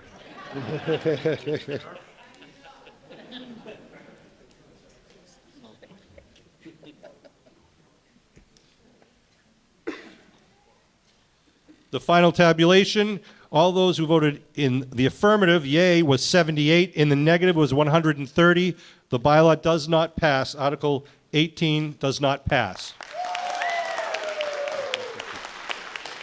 Again, this is the best form of democracy. All right, here we go to Article 19. Article 9 about stable licenses. See if the town will vote to amend the chapter entitled Animals of the Great Bylaws, of the General Bylaws, to add Article 3, Sections 1110, Stables as follows, and the wording is in your warrant and is on the screen. The moderator recognizes the Finance Committee. The Finance Committee moves to pass over this article. Finance Committee makes a motion to pass over this article. Is there anything else to be heard on this article? Moderator recognizes the Chair of the Board of Health, Mr. Aaron Christian. Thank you, Mr. Moderator. Aaron Christian, 222 High Street. So this article was put forth by the Board of Health as we were doing a capacity assessment. We realized that we were supposed to be regulating stables since 1859 and found out very quickly in that assessment that we aren't doing it. Part of the state law that requires us to regulate stables says that the fee for such stable must be set by town meeting, hence the article. We are in the process of writing those regulations, have not finished yet, but as it was asked by our Finance Committee, we did come up with a definition for stables, which we are happy to share tonight, which is an accessory building or structure used for the shelter and or feeding of horses. Very simple. Now, there aren't many private stables in Abington. We're about 5. There's a lot of questions as to why are we charging a fee for 5 stables. We understand that question. Any single thing that we inspect in town, we usually use a fee to recoup the costs of that. It's still going to cost somebody to go out and do those inspections as part of the regulation that we put into place, that we have to put into place. So we really want to see this move forward so that we can make sure that we compensate our employees that go out and do these inspections. This is something that's not currently getting done and needs to get done. So we are trying to get ahead of this, get this into our regulation, and get this done. And with that, Mr. Moderator, the Board of Health would like to move to approve Article 19 as written in the warrant. Thank you, Mr. Christian. So the Board of Health makes a positive motion to approve Article 19, and as we did with the last one, we will go with the positive motion to approve, despite the Finance Committee's motion to pass over. Are there any questions or anything to be heard on Article 19? Mr. Sala. Just quickly to chime in, we do have one member who's going to be chiming in as well. One of the biggest concerns that the Finance Committee had, and why we were looking to, one of the reasons we had voted to pass over this article, was questions about the definition of what consisted as a stable, if it would include things like chicken coops and other things that we weren't sure were involved, and there were a lot of unknowns at the time that the Board of Health has since started clarifying. So. Thank you, Mr. Sala. Moderator recognizes Mr. Eddy. Name and address, please. Yes, sir. Daniel Eddy, 37 Vernon Street. And thank you for clarifying that it's stables. That was definitely one of my biggest concerns. But the issue that I have with this is that the Board of Health had the option to recommend $0.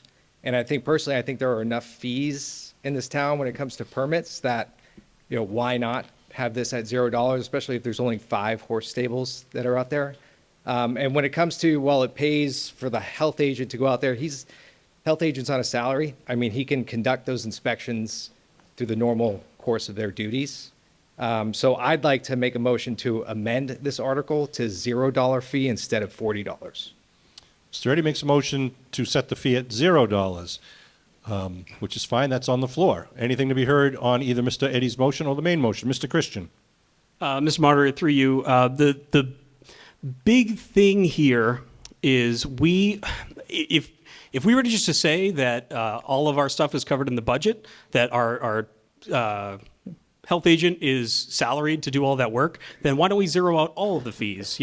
That's where we get a lot of our money from, right? We make that income to pay our health agent, pay our employees. So we're keeping that in mind. And offering that $40 number. Obviously $0 is thrown out on the floor, and the board is going to work with what we have from the town. But that's the main reason why 40 was thrown out. We're actually capped at 40, so that was the maximum we were allowed to charge, and we did that just for the sake of covering that amount of money. Thank you, Mr. Christian. Anything else to be heard on this? Yes, ma'am. Please state your name and address. Amanda Zompetti, 50 Pilgrim Street. I'm also a member of the Board of Health. Mr. Christian, can you remind me, the permit fee is the one-time permit fee, or is it yearly? It is a one-time fee for the life of the time somebody owns that property. So once the property is transferred, they will need to go out and get a new inspection, but it's a one-time inspection fee. Thank you, Mr. Christian. Anything other further questions on Article 19? Yes, sir. If you could approach the microphone and state your name and address. Thank you, Mr. Moderator. John Tassinari, 68 Blueberry Road. I have a question in regard to the inspection end of this. So there's 5 stables, give or take, in the town. You want to come and inspect them, but what are you inspecting them for? What constitutes them to be denied for this permit? Is it a money grab to say that we have a formality, that you have a stable and I want you $40? I mean, where are you going with it? Moderator recognizes Chairman Christian. So the big thing is right now, we don't know, as far as any animals are concerned in town, what we have. So, for example, if there's any outbreak of any disease of any animal in town, we're not able to notify any other animal owner, horse owner, anything like that of those things that could be passed on to the rest of the community. So we need to know those things so that we can perform public health duties. That's why we want to know. Thank you. Anything else to be heard on Article 19? I'm actually going to take... I'm reminded that when there's 2 articles for different dollar amounts, our bylaws require that we vote the highest number first and then the lower number second. So the vote first will be to approve the Board of Health's motion to set the fee at 40. As he said, the inspection is already required by statute, but to set the fee, we need a town meeting vote. So if you'd like to approve the motion at 40, we'll take that vote. If it passes, that's what Article 19 is. If it doesn't pass, we'll take a second vote to set the fee at 0 and see what the results of that vote are. Okay? So the first vote is going to be the Board of Health's motion to approve Article 19, and by doing that, setting the fee at $40. All those in favor of the Board of Health's motion, please signify by saying aye. Aye. All those opposed say no. The ayes have it. Article 19 passes. The fee is $40. Now, since 1895, now 2024, we've caught up. All right. Okay. Articles 20 to 25 pertain to accounting and financial housekeeping initiatives, some of which are now recommended under general accounting standards to establish efficient financial policies and improved financial planning practices moving forward. Some of these articles may become routine articles at future town meetings as part of our expanded consent agenda.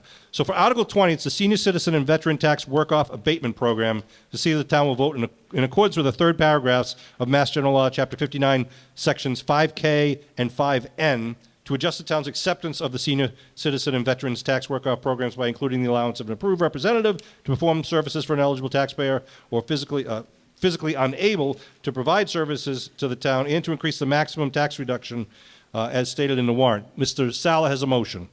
The Finance Committee moves approval of this article as presented with the following amendment: that the words "from $1,500 to $2,000," end quote, be deleted and replaced with the words, quote, and paragraph 5N to the maximum amount allowed by law as may be amended from time to time, end quote.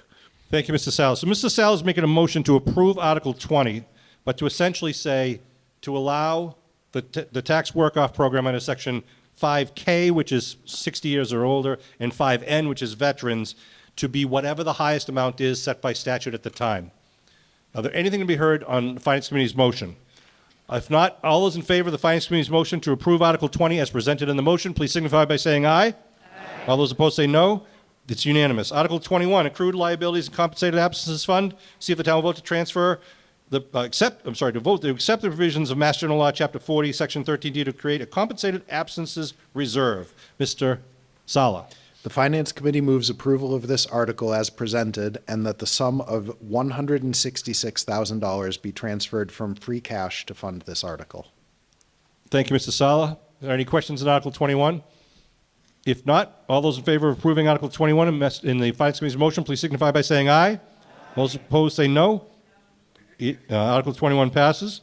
Article 22, Unemployment Reserve Fund. Mr. Sala.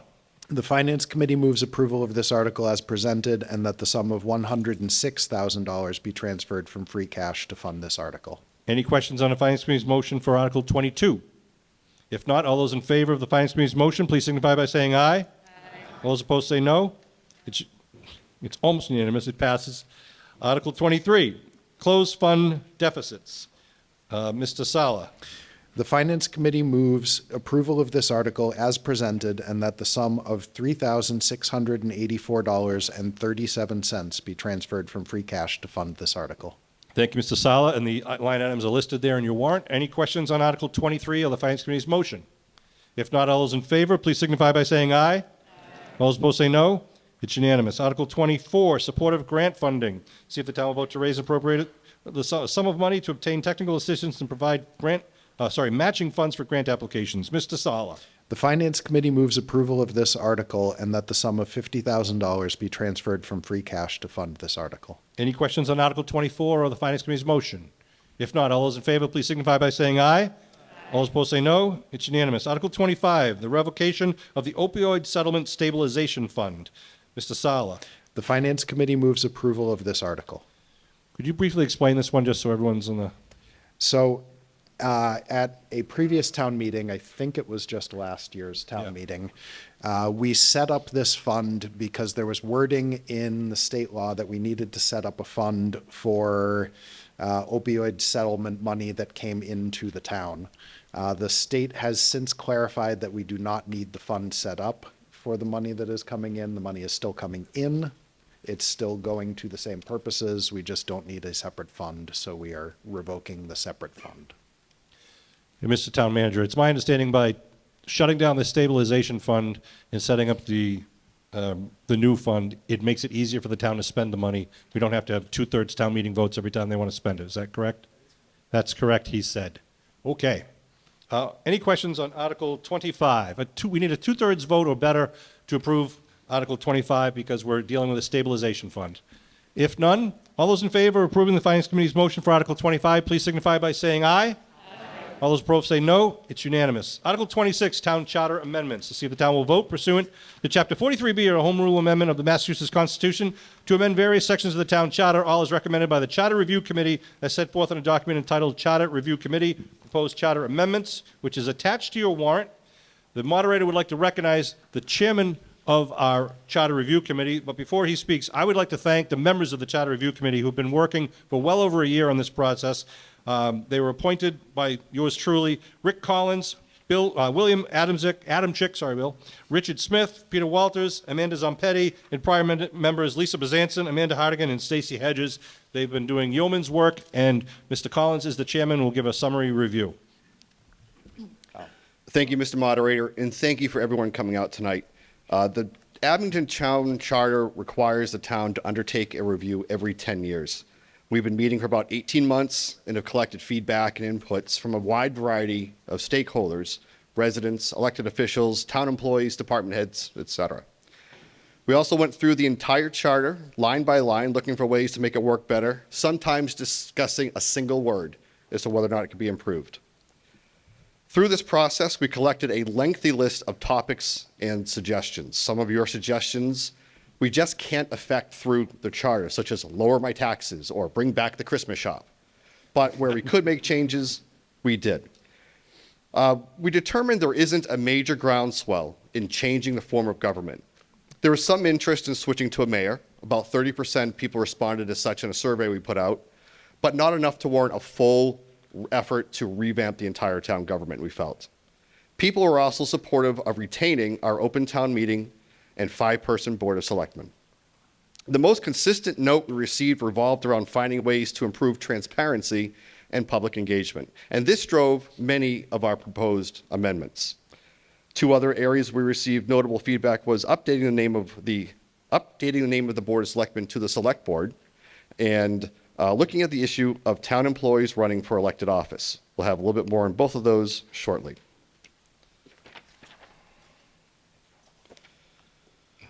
In all, your Charter Review Commission is proposing 15 amendments to the town charter.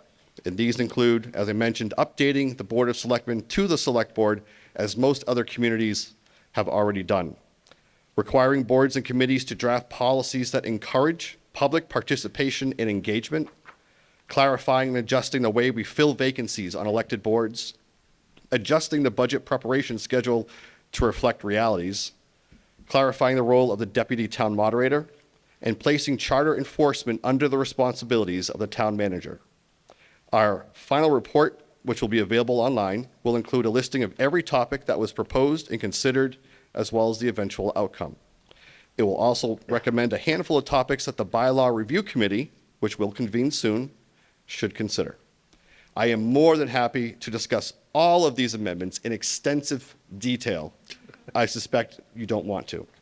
However, I also want to be respectful to everything on this agenda and move the motion, which is the Charter Review Committee moves approval of the Charter Amendments A through 0 as presented in Article 26 and subject to approval of a ballot question by the voters at the 2025 annual town election. Thank you, Mr. Collins. And for the record, the recommendation of the Finance Committee is? The Finance Committee defers to the recommendation of the Charter Review Committee. Which I should have asked for first, and then Rick just made the motion. The Charter Committee moves approval of the Charter Amendments A through 0 as presented in Article 26 and subject to approval of a ballot question by the voters at the 2025 annual town election. Meaning, a vote to approve any of the Charter Amendments tonight also has to be approved at the 2025 annual town election to take effect. Any general questions on any of the sections A through O that anyone would like to ask? Okay, what I would like to do is I was going to take a motion to approve all of them at once, but I do know there's 2 that we need to make some minor amendments to. So Mr. Donovan makes a motion we're going to hold out sections K and L, but if there aren't any other discussions, I'd like to take a motion to approve all of the other articles at this time. Okay, we need a 2/3 vote to approve that. So the finance, charter.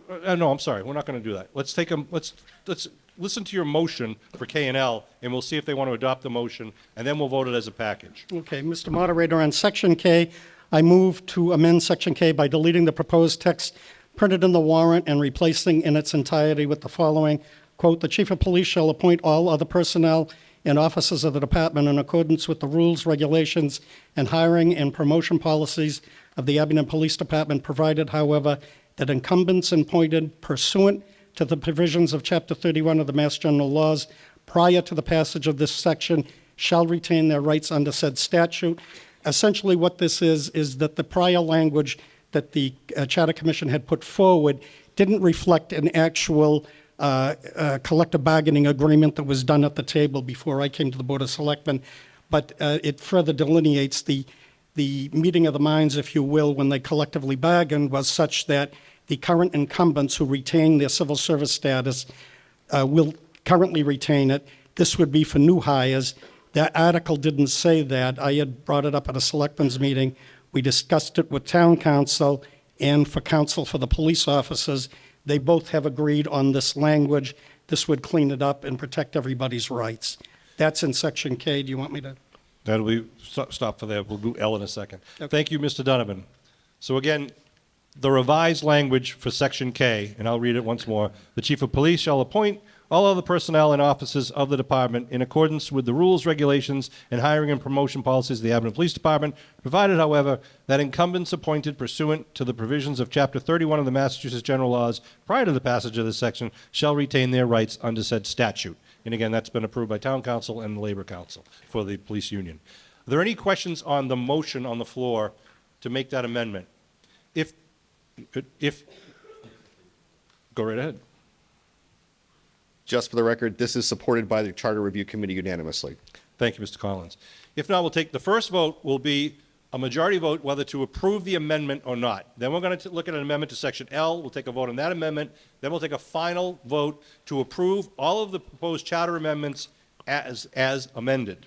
So, if there's nothing to be else heard on Section K, all those in favor of Mr. Donovan's amended language, please signify by saying aye.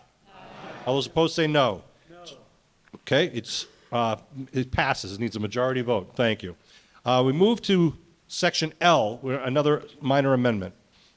Mr. Moderator, I move to amend Section L by adding the words, quote, "during the term of his or her contract," close quote, to the last sentence so that it reads, quote, "The police chief once appointed may only be removed from office during the term of his or her contract for just cause, as defined and after a hearing in accordance with the provisions of Article 7, Section 7-13 of this charter."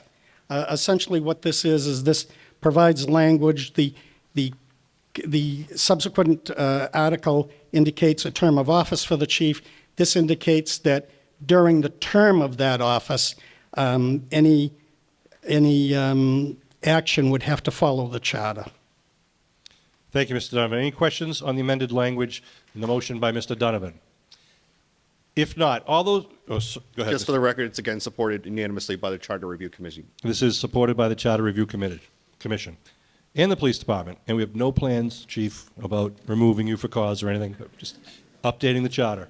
All those in favor of Mr. Donovan's motion to amend the language in Section K, please, Section L, please signify by saying aye. Aye. Those opposed say no. It's unanimous.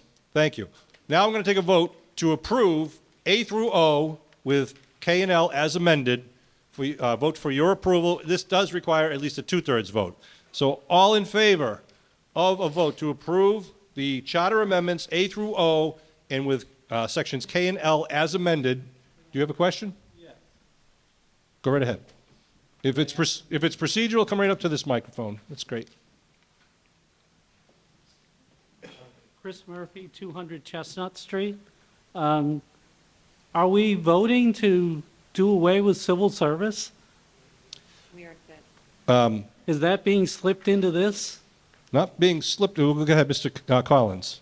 Or Mr. Lambiase, whichever. So at the very basis of it, the last police union contract, they agreed to remove themselves, new hires from civil service and to adopt internal policies.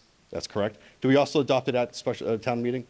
We also adopted language at town meeting 2 years ago or 1 year ago? I don't recall. Yeah. I believe 2 years ago, affecting the same thing.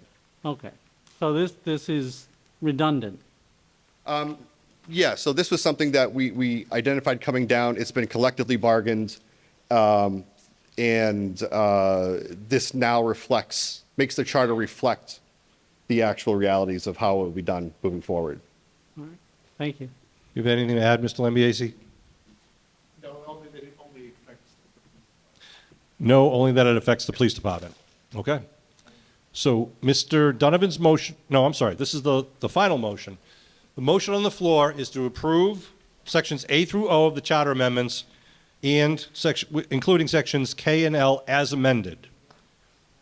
All those in favor of approving that motion, please signify by saying aye. Aye. Those opposed say no. The 2/3 vote passes. Thank you very much. And again, thank you to the Charter Review Committee for all of your work. I know it was very, very diligent and very well done. Thank you. We will continue on the remainder of our article. You can give them a round of applause. Go right ahead. There's a lot of work. Article 27, Griffin's Dairy Farm Well Project. See if the town will vote to transfer from available funds the sum of $50,000 for the Griffin's Dairy Farm Irrigation Well Project and having anything incidental or related thereto. Mr. Sala. The Finance Committee moves to pass over this article.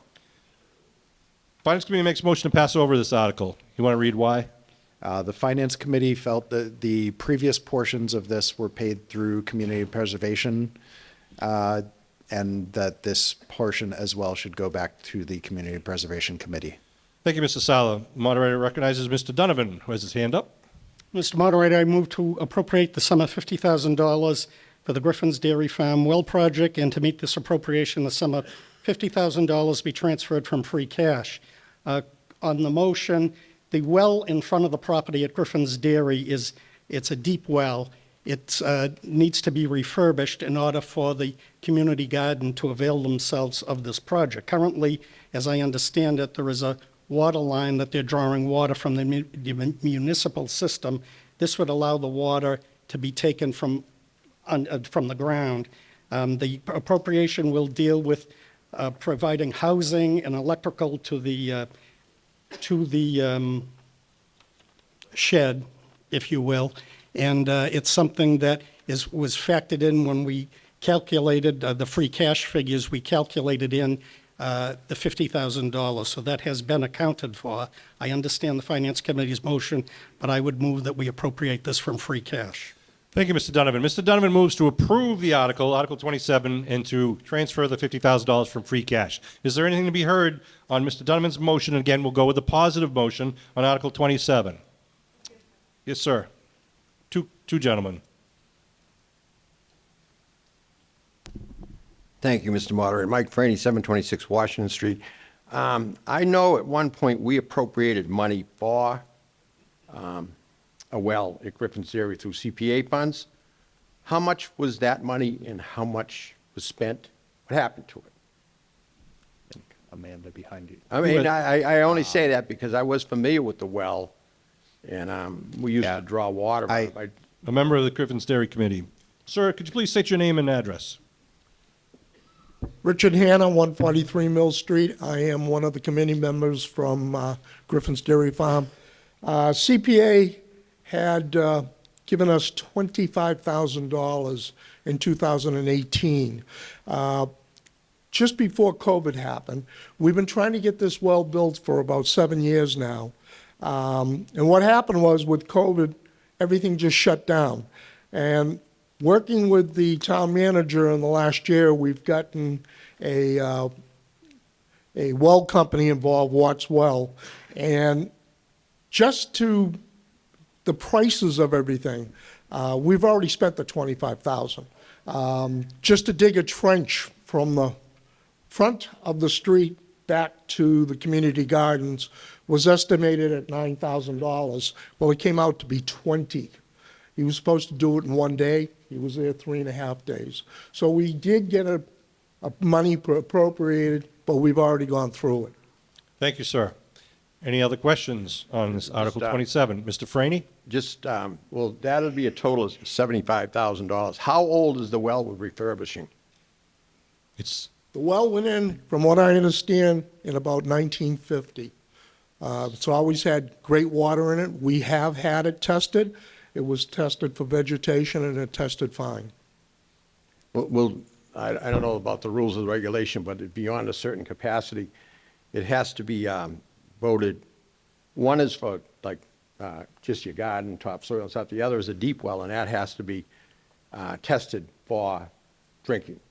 Will this well, with all our drinking problems and the PFIs, whatever they are, will the residents be able to draw water out of this well? That would be our next step. The test from what I understand, there's two tests. There's one test for human consumption. We did not have that done because we were putting this in to feed the vegetable. But I would say that if we do in the future have it tested, which I'd like to see it for PFAS and everything else, what Mr. Franny's getting at, this was one of the cleanest water supplies in this town over the last 40 or 50 years.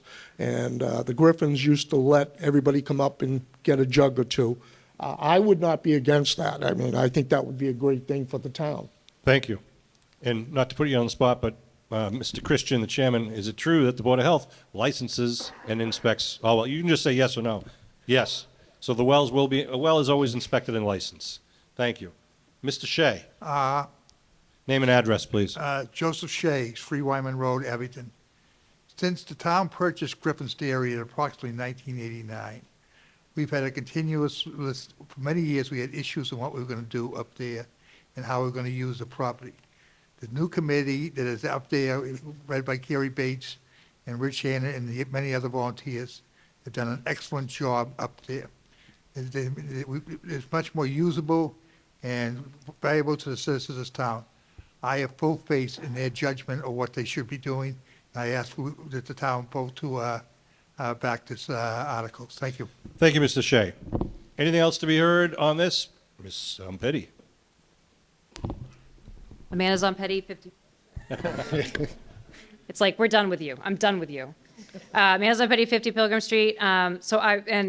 Chairperson of the CPA, I wanted to bring up fun thing. I have a Google map that I've completely custom made for Abington CPA projects that I was able to pull up. The Griffin Dairy Farm received in fiscal year 2018 $75,749.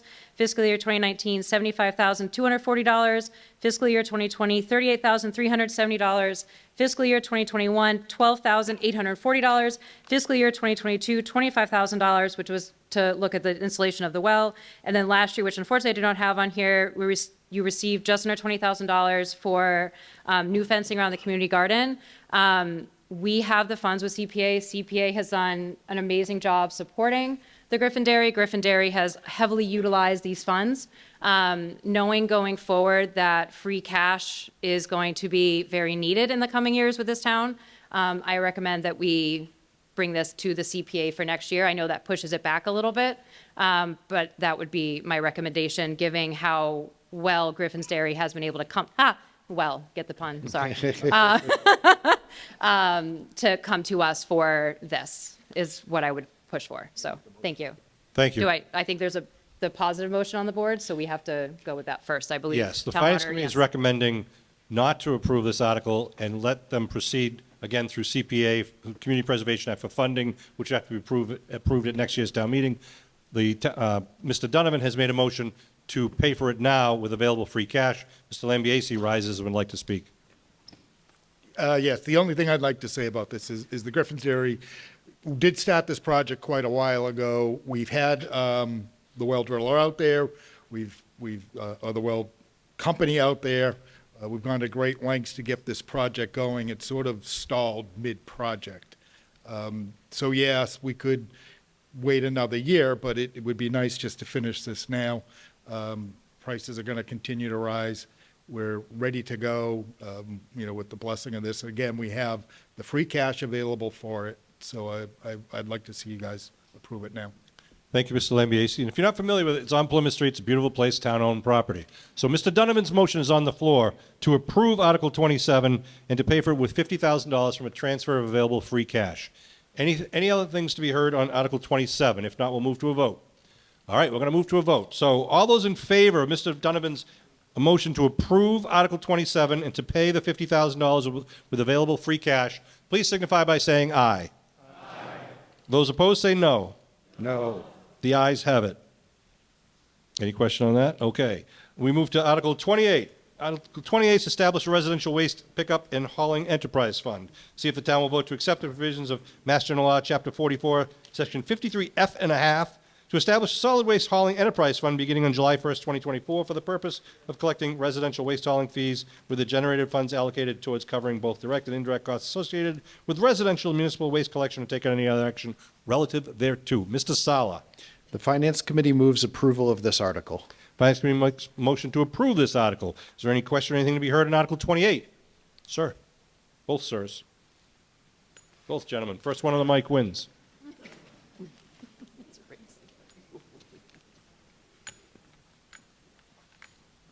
Article 28, to establish an enterprise fund. Yes, Mr. Dion. Name and address, please. Tom Dion, 27 Mulberry Drive. When I look at this, my antenna goes up. And when you look at the town manager's comment, we're establishing some sort of an enterprise fund, and it's put in here, relieve department's budget to put in a per trash bag sort of a system, which my understanding is you set up a separate account, and residents are expected to pay into that to go to some system that we don't have now. Right now, and I think for a lot of people, I guess to me, one of the advantages of paying our property tax is that a trash program is included in here. It looks like the mechanism is in place to move away from that. So then I looked at the numbers, and this is for FY25. This year, for waste collection, we're paying, the current year, $1.55 million.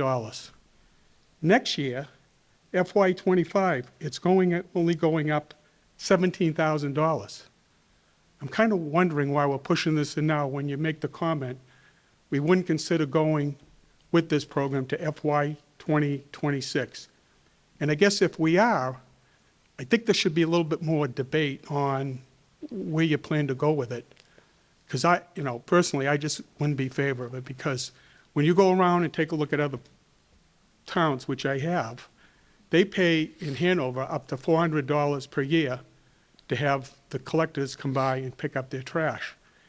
And I think the way this works is not like we're going to get the $400 back, right? We're going to have to pay another $400 or whatever it is for these trash bags. Thank you. Thank you, Mr. Dion. Mr. Lambiase or Mr. Sala? Mr. Lambiase, please, first. So, at this time, we're looking to establish the fund. We don't have the program in place yet, but yes, ultimately, next year, we would be coming back to town meeting, and we would be looking to reallocate the $1.6 million into other areas of the budget, and a program would be set up where it would not be paid by bag. Everything that you currently have would stay the same. However, you would receive a quarterly bill or an annual bill for your waste pickup. Right now, we've estimated it to be approximately $200 a year per household. Again, we would have a program where there'd be quarterly billing, so it'd probably work out to about $50 per quarter. Nothing else would change. We'd remain with the same company or with a company. We have the barrels, we own the barrels. There'd be a program where seniors would be allowed some sort of a discount on it. But yes, ultimately, this has eaten up a very large portion of the budget every year. Other communities have done this around us, Rockland, Whitman. They either do some sort of annual fee for it, or they have a pay-by-bag, or you get a sticker and you can bring it to a transfer station. This is the easiest option and the best option available to us. And again, like I said, this is one of the larger drivers on the budget, and I feel like this is the first step in taking care of that. Thank you, Mr. Lambiase. I'd like to recognize Mr. Sala from the Finance Committee. So to Mr. Dion's point about the discussion about this before anything actually happens with it, that was the big push for the Finance Committee to actually and make sure that this stayed on the warrant this year so we could start the discussion. The rising costs of waste removal and recycling has been a topic of a lot of conversation on the Finance Committee for years at this point, and it continues to increase significantly above the cost of inflation year after year. As the town manager mentioned, he's been looking to potentially move this out of the budget and into a fee, so that the money that we spend on this goes to other things throughout the town budget in the future.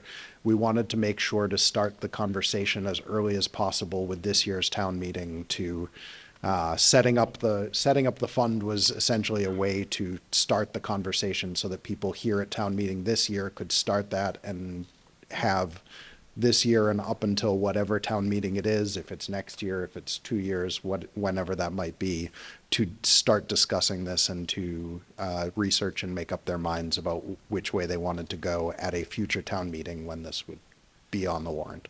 Thank you, Mr. Sala. So just to clarify, this article creates an empty fund. Yeah. Does not change the trash program at all. That will be a decision at a later date, right?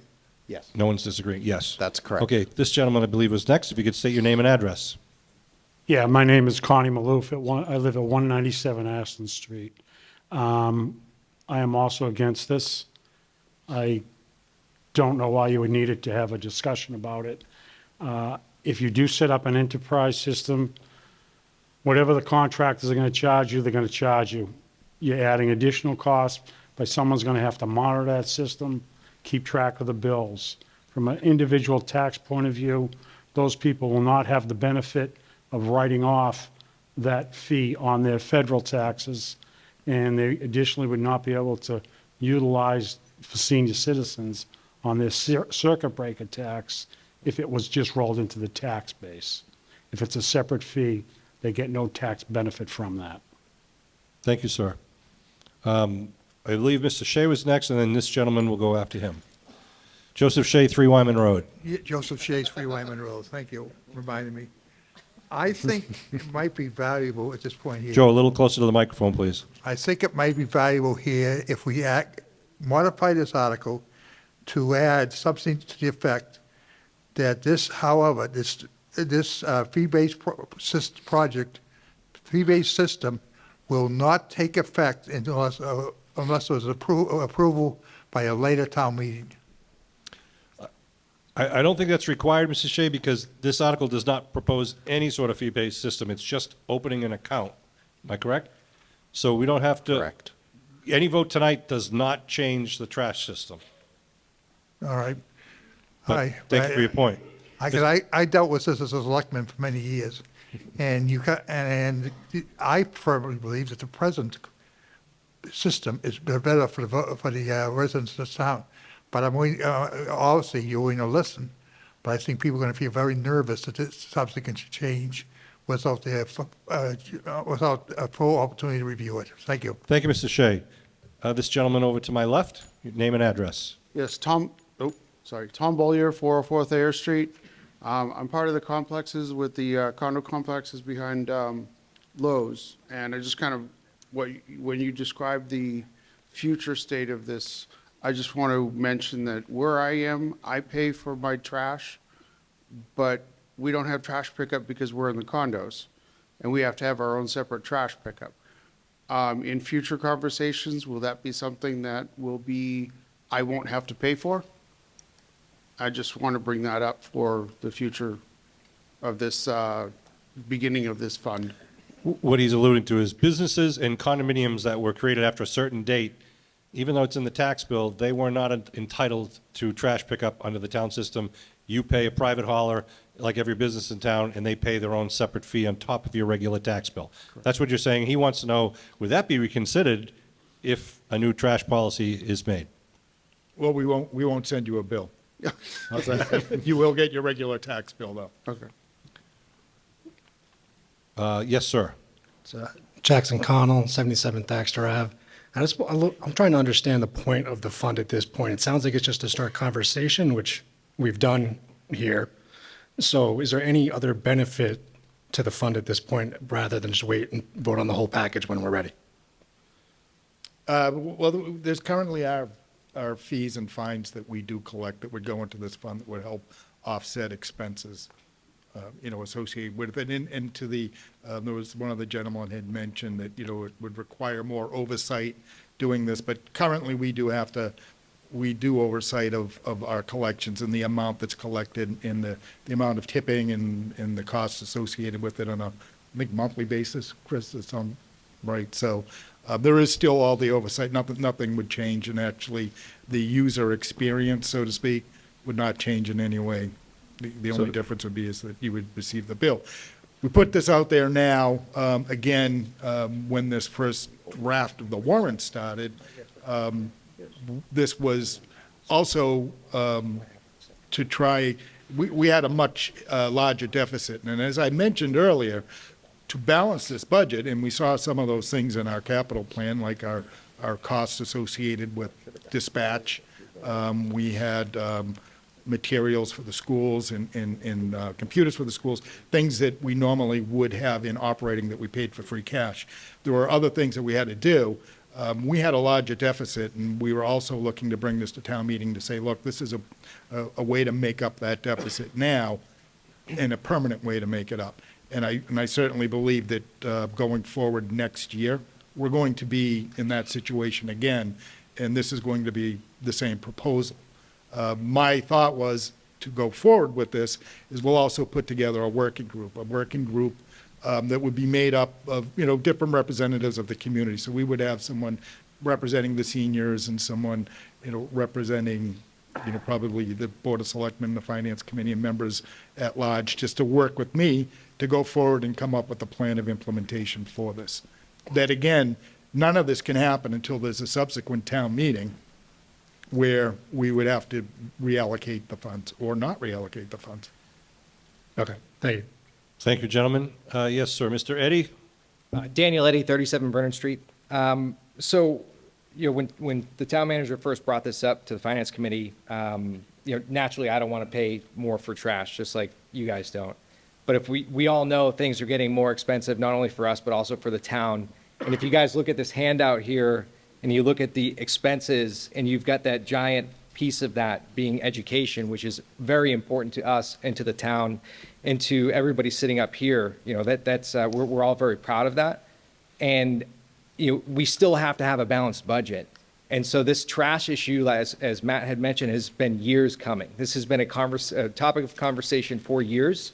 And the way I see it is the town manager is actually being very proactive in setting up this fund in preparation for if we have to make adjustments so that we don't have to take money from that big green piece of the pie in future budget sessions. So I just want to point out that I think that the town manager is being very proactive with setting this up now and starting the working group and starting the conversations before it's really a problem for us. Thank you, Mr. Eddy. Right behind you is Mrs. Mays. Name and address. Terry Mays, 1020 Hancock Street. I heard, Pat, 4 years the costs have gone up, and I know we haven't had a trash compliance officer for more than that time. And I know people are putting too much in their trash barrels. If we can get people to comply, wouldn't that bring down the cost? It's sinful. It's sinful. Thank you. Mr. Lambiase? Yeah, actually, we have started a trash compliance program. It's been about a year now. And we do have someone who's actively out there. And again, we don't want to do this, but at some point, fines will be levied, and this is an account that those fines would go into. But we are getting more and more active. We're trying to, and I don't mean to speak for our health agents over here, but we are trying to push it more as educational first. And get out there and let people know, look, this is the problem, why there's a problem. But yes, in the future, it will probably be levying fines on these things too. Thank you, Mr. Lambiase. Mr. Franey, you have the floor. Oh, thank you, Mr. Moderator. Trash has been a very hot button issue in this town for a number of years. You probably aren't aware of it. Back in, I think it was the 70s or maybe the 80s, we had voted, I forget what it was, $600,000 to do the trash. And the schools were having a hard time, and you can't blame anybody for fighting what they think is right, but they came in and stole the money out of the trash budget. It's gone. Zero.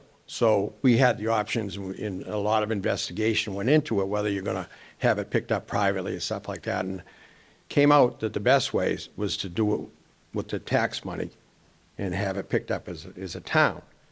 So that went on for a period of time, and the town had to vote again. The town came in and voted an override consciously.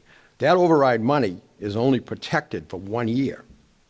Then it goes into the general fund. So the schools could have come in 2 years after we voted and took the money out. Something like that happened in the 80s or 90s, I guess it was. And the town voted once again, and I was involved with this. I think the town manager was John DiAgostino. We used to have the rubbish out in bags blowing all over the street, and he introduced the barrels. Now, the first few years, I think we voted $1.2 million to the trash. So we voted it. That's our money. So once the barrels came in, and his argument was that it would reduce the trash pickup because now we're not paying for water that goes into the trash when it rains, and we're preventing people by having the barrels from coming over and just dumping plastic bags all over the town of Abington. So the point is, the 1.2 million, the cost went down significantly. We used to sell, as you probably well know, the recyclables used to pay money, and it went down to 700,000. If I could stand corrected on that, but I'm pretty sure that's my memory tells me. So the point I'm trying to make, when you say you're going to start a new fund and you're going to start it at zero, I think that you owe us the $1.2 million that we voted that we're paying for every year to have trash picked up. So I would be opposed to, if you started with something that, yeah, this belongs to the taxpayers. This is money that the taxpayers paid for trash. So put it in the new trash budget. That's all. It's probably come up, no doubt, in consideration, but I just want to put a bug out there. Thank you. Thank you, Mr. Franey.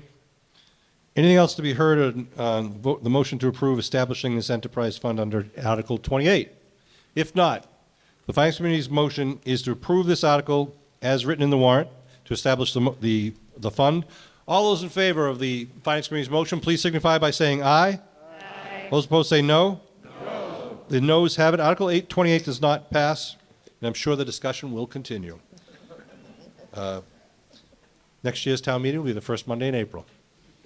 Before we go to the last article, I wanted to have two quick reminders from the town. Townwide yard sale is Saturday, April 13th, sponsored by Abington Celebrates. They have a lot of information on their Facebook page. And the Abington town elections are Saturday, April 27th at the Beaverbrook School from 8 a.m. to 6 p.m. for registered voters in Abington. There you go. There's a little reference to it. I think I missed a slide earlier where I wanted to thank everybody who helped out. Kevin, who's running our laptop.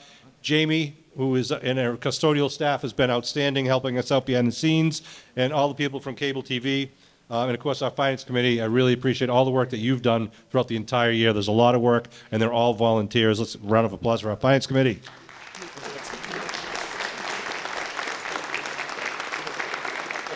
Article 29, our last article, the St. Patrick's Day Parade overtime and details. See if the town will vote to transfer from available funds some $10,000 for the town to pay for overtime and details of public safety officials who work for the 2025 St. Patrick's Day Parade, which I believe will be the 46th annual. Mr. Sala.